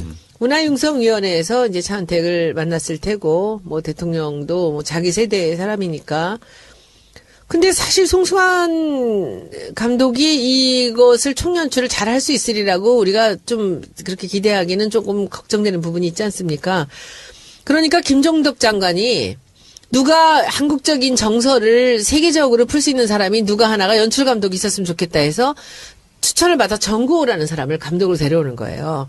그러니까 이 정고우라는 사람은 한국적인 모더니즘을 기가 막힌 표현을 한 사람이에요. 그래서 총감독 송승환 밑에 정고우 연출감독이 들어와서 네. 둘이 같이 안을 냈는데 장관이랑 모든 사람들이 정고우의 안을 너무 좋아한 거예요. 그래서 정고우 안이 80%, 송승환 안이 20%가 됐는데 이 사람을 감독으로 선임을 안 하는 거야. 정고우를. 그래서 근데 이제 장관은 어떻게든지 정고우 선생을 써야 되니까 하는데 끝까지 안 해서 정고우가 나는 안 하겠다. 내 이름 쓰지 말고 내 안은 쓰지 마라 해서 네. 8월 말일날 딱 그만두고 나와요. 그날 장관도 갈려요. 경질. 근데 장관 얘기가 내 힘으로 어떻게 할 수 없는 거다라고 이렇게 얘기를 하더래요. 그것도 차은택입니까? 차은택이지. 제가 보기에는 그럼 그 자리 누가 갔어요?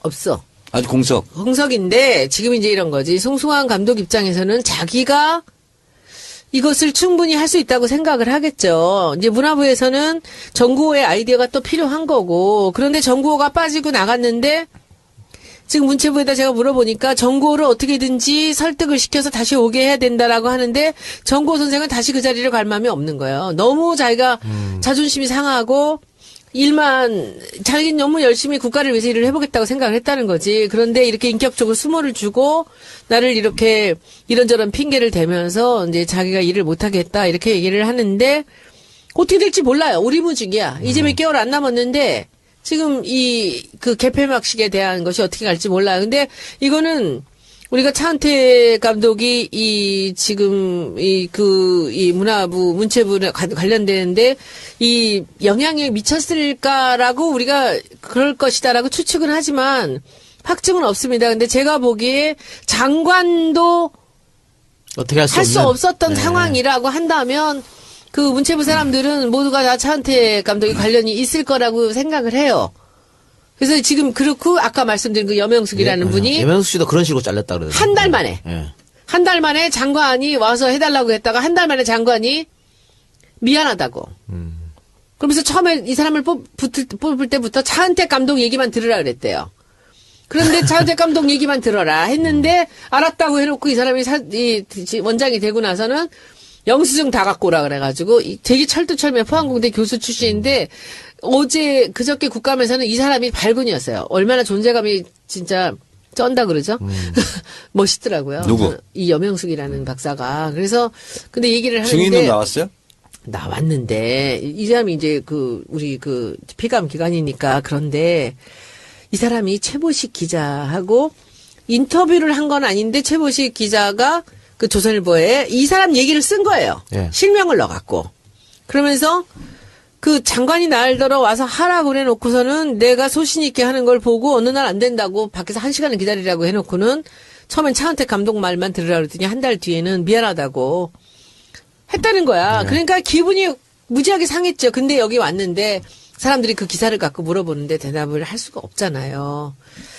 그래서 이제 저는 맨 마지막에 그랬어. 제가 이 얘기를 했어요. 우리 지금 이 상황에 마치 K 그 스포츠와 미르재단이 쌍둥이 같이 보였다면 여기에서 이 세 쌍둥이가 있다. 염영숙 원장과 번추석 사장과 정구호 감독이다. 이 사람들이 당한 이유는 세 가지가 있어요. 첫째, 실력 있는 사람들이었고, 내공 있고 실력 있는 사람이었고, 두 번째, 소신이 있었던 사람들이에요.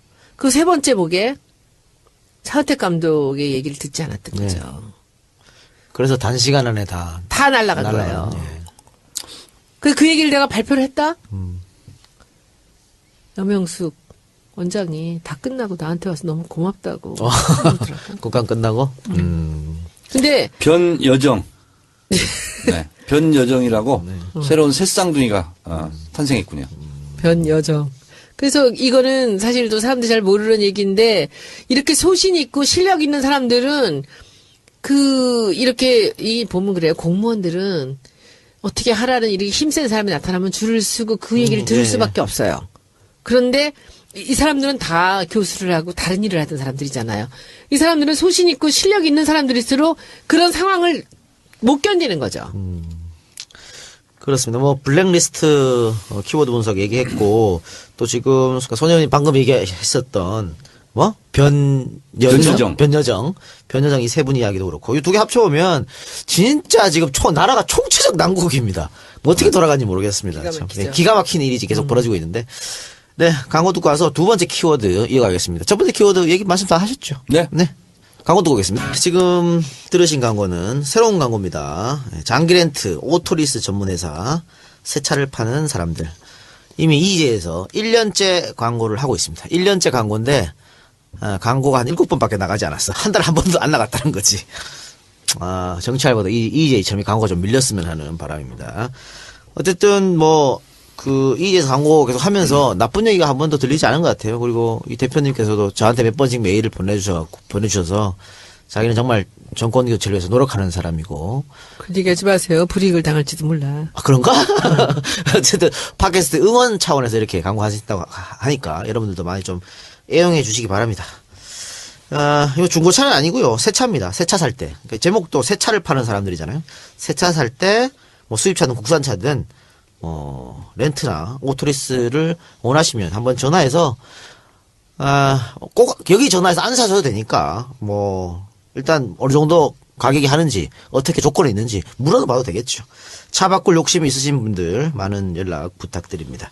대표 번호는 1833-5850 1833-5850이고요. 검색창에서 새 사람 또는 새 차를 파는 사람들로 검색하면 된답니다. 정 의원님 차 바꿀 생각 없어요? 바꿀 돈이 없어요. 책 팔아서 바꾸자. 18세 찍으면 바꾸는 거 아니야? 될지 모르겠어. 네. 알겠습니다. 자, 차 멀쩡한데 왜 바꿔요? 네? 안 바꾼다고. 그러니까. 차 그때 그 의원 시절 타던 차는 네. 반납하고 멀쩡해. 그 차예요, 그 아니야. 차. 그 차예요, 차는 그 원래 차예요. 국회의원 자기 돈 주고 차 사는 거예요. 그래요. 네. 유지비만. 호남바에서 허남바. 네. 지금도 렌트비 내고 있어요. 렌트되고 있습니까? 허남바. 네. 너무 담배 냄새 나 차 안에서 차 안에서 담배 좀 그만 피세요. 아, 그래요? 네. 누가 와서 이렇게 담배를 피는 거지? 누가 와서 피지 모르군요. 언제 타봤어요? 꽂혀서 타봤죠.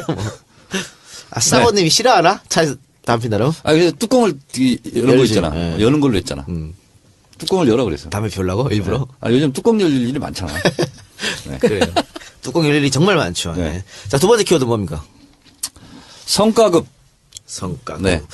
요즘에 이제 노조 하시는 분들이 파업 많이 하는데 이 성과급 때문에 파업만 하는 네. 것 같아요. 있잖아요. 진짜 이 정권이 정말 나쁜 정권인 것이 네. 동료애 이런 거 있잖아요.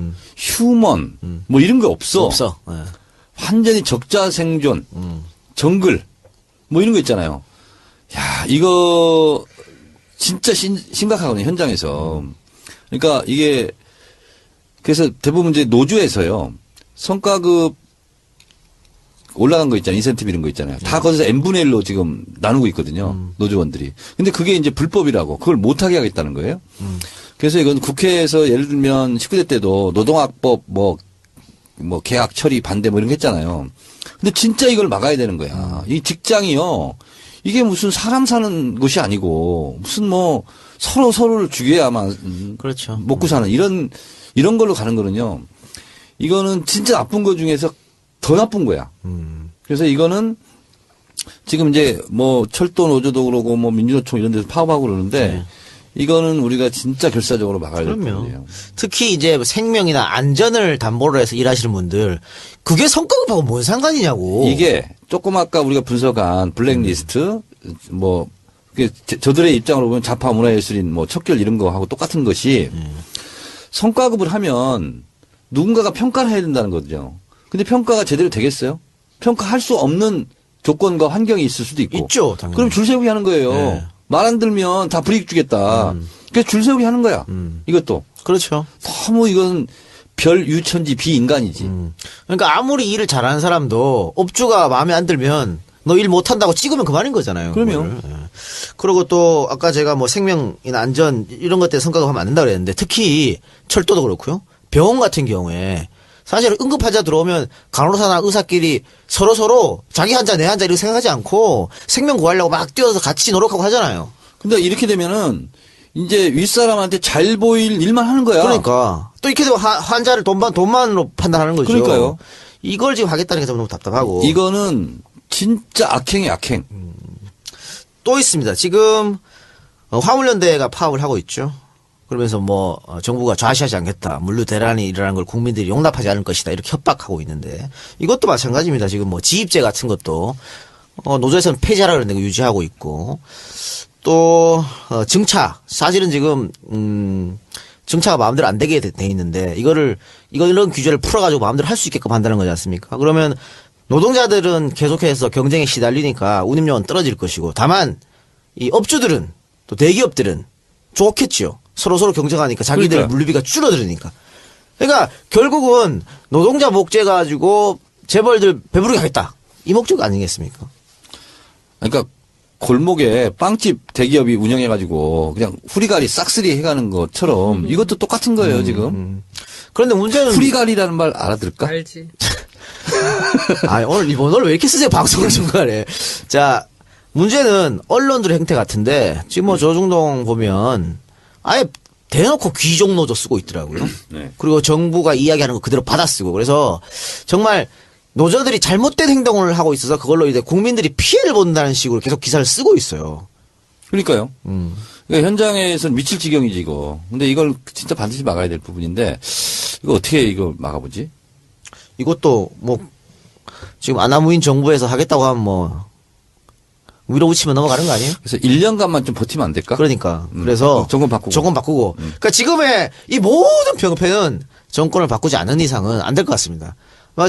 대통령의 국정수행 지지율이 떨어지든 새누리당 지지율이 떨어지든 말든 신경 전혀 안 쓰고 여론이 나쁘든 좋든 신경 안 쓰고 계속 저렇게 정권 교체하는데 될 마유하니까. 것 같아요? 정권 교체요? 네. 그거는 뭐 당연히 돼야 되는 거죠. 그렇지. 어떻게 하면 될까? 정선희 의원이 조금 더 열심히 하시면. 정청래 국회의원 사용법 부록을 읽어보면 됩니다. 대통령 선거 이기는 법. 그것들 하면 이게요? 네. 손혜원 의원님 네. 그것대로 하면 이기지 않겠어요? 제가 잘해야 이깁니다. 네. 아니 홍보 안 한다면서 이제 더 이상. 아니 나는 팩트를 얘기하는 거야.